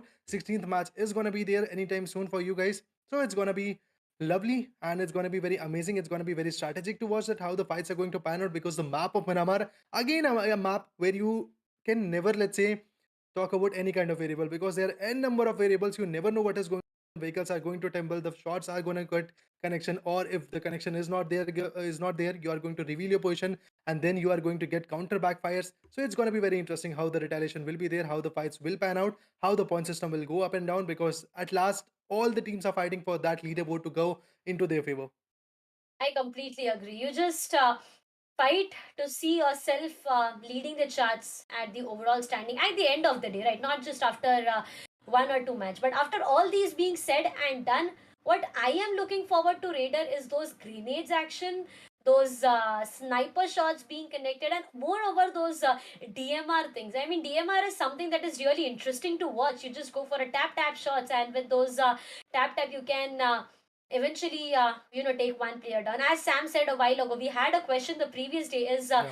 DMR or sniper, what would you prefer? I will definitely go for, and I know sniper is my favorite. I always keep this saying, but the advantage that you get from the DMRs is not something you get from snipers, and that's the only reason that DMR really helps you a lot.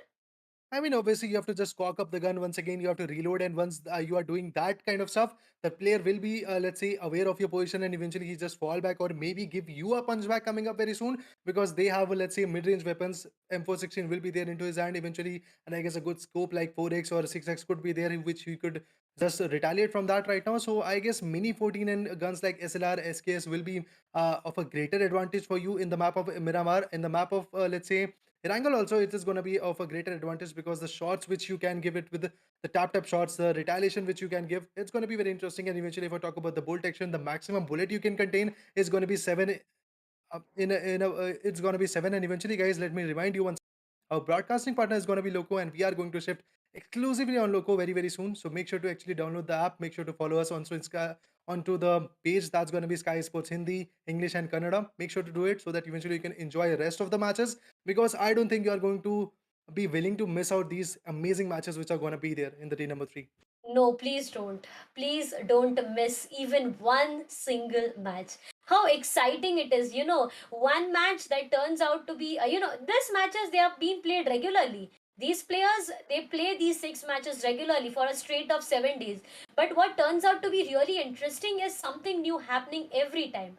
It's not the same repetitive things happening. Like, it's not always, yes, a 4v4 fight, obviously, it is happening. But there is something different happening in that 4v4 fight eventually that, makes us say that please do not miss any kind of action. Even one single eye blink can, cause you miss a lot of things. Like in the previous match, it did with. The last surviving player, Clutch God, if I'm not Indeed. wrong, we just blinked an eye and I was like, what happened? How did everything come to an end? And then we realized that it was play zone that eventually played a different game out of nowhere, and it was Team Forever getting a chicken dinner. So yes, I would definitely suggest you not to miss any kind of action. Go to Play Store, download Loco, and make sure you switch to Loco as soon as we do.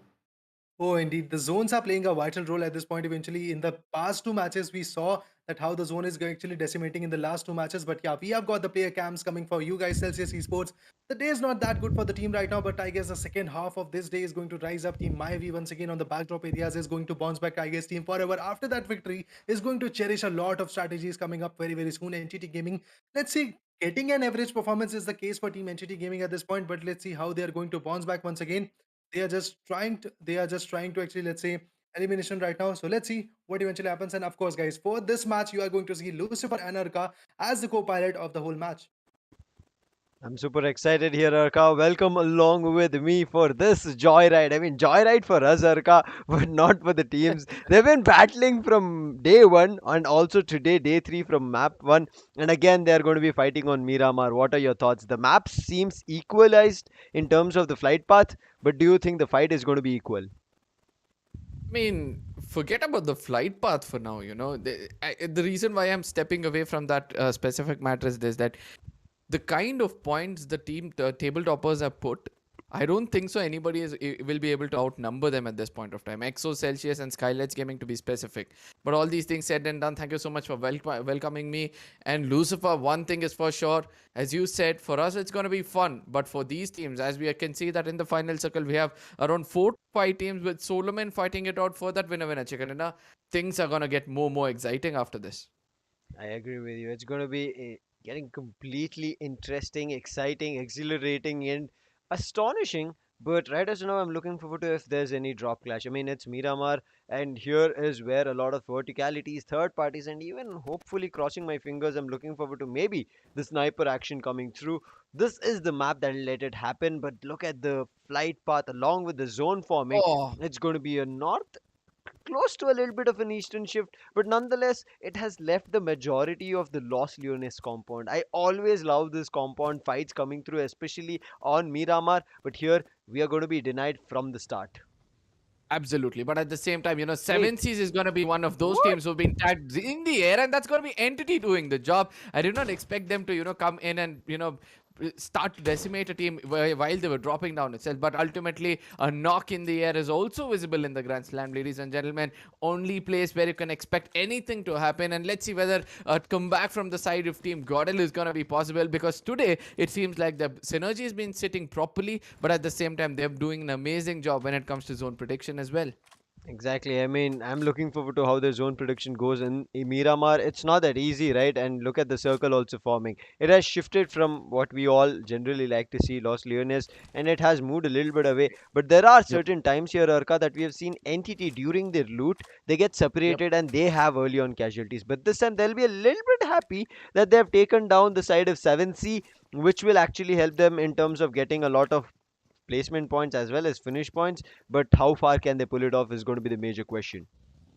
Absolutely. Now, the most important thing for me to see is how the team is going to stick on from here, because the very important key when it comes to this part of the tournament is pretty much visible. Like, you have to stick together, make sure that you're not away from one another. Not more than 20 meters is the distance you need to maintain with one another, and that's the only way for you to play the game. Because ultimately, even in the previous game when we saw Gil, hello, Yep, I am can I hear still you, here? Aki. Oh, There I'm was a so sorry. glitch. I'm not too sure what happened. A little bit of a technical difficulties that we are facing here today. I mean, I guess it's all because of the pressure and the heat being sent across from these battles Absolutely. that these teams are putting up. I mean, unbelievable. You just saw what ClutchGod did. He did not have any medkits, but still pulled off something amazing. I was hoping that there was a chicken dinner coming through, and that's what we are looking at. The same team who had the probability of getting a chicken dinner, that's going to be the side of Godlike. But on the other end, if you talk about the side of Team Mayavi, who are looking forward to the lead, they are at the bottom of the overall standings. They might have a tough day today as well. Day one was a little bit better in the first few maps, but after that, they've just kept falling down, tumbling down, and there is no blockage that they've gotten to stop all those fumbles. Absolutely. But at the same time, I have to inform you that I'm having a little bit of an issue with the feed. So could you please take us through until then? Man, oh man, I'm ready for it. But yes, I'm gonna miss you. But let's see. I think there is some kind of a technical glitch or a technical issue. We will correct it ASAP and also get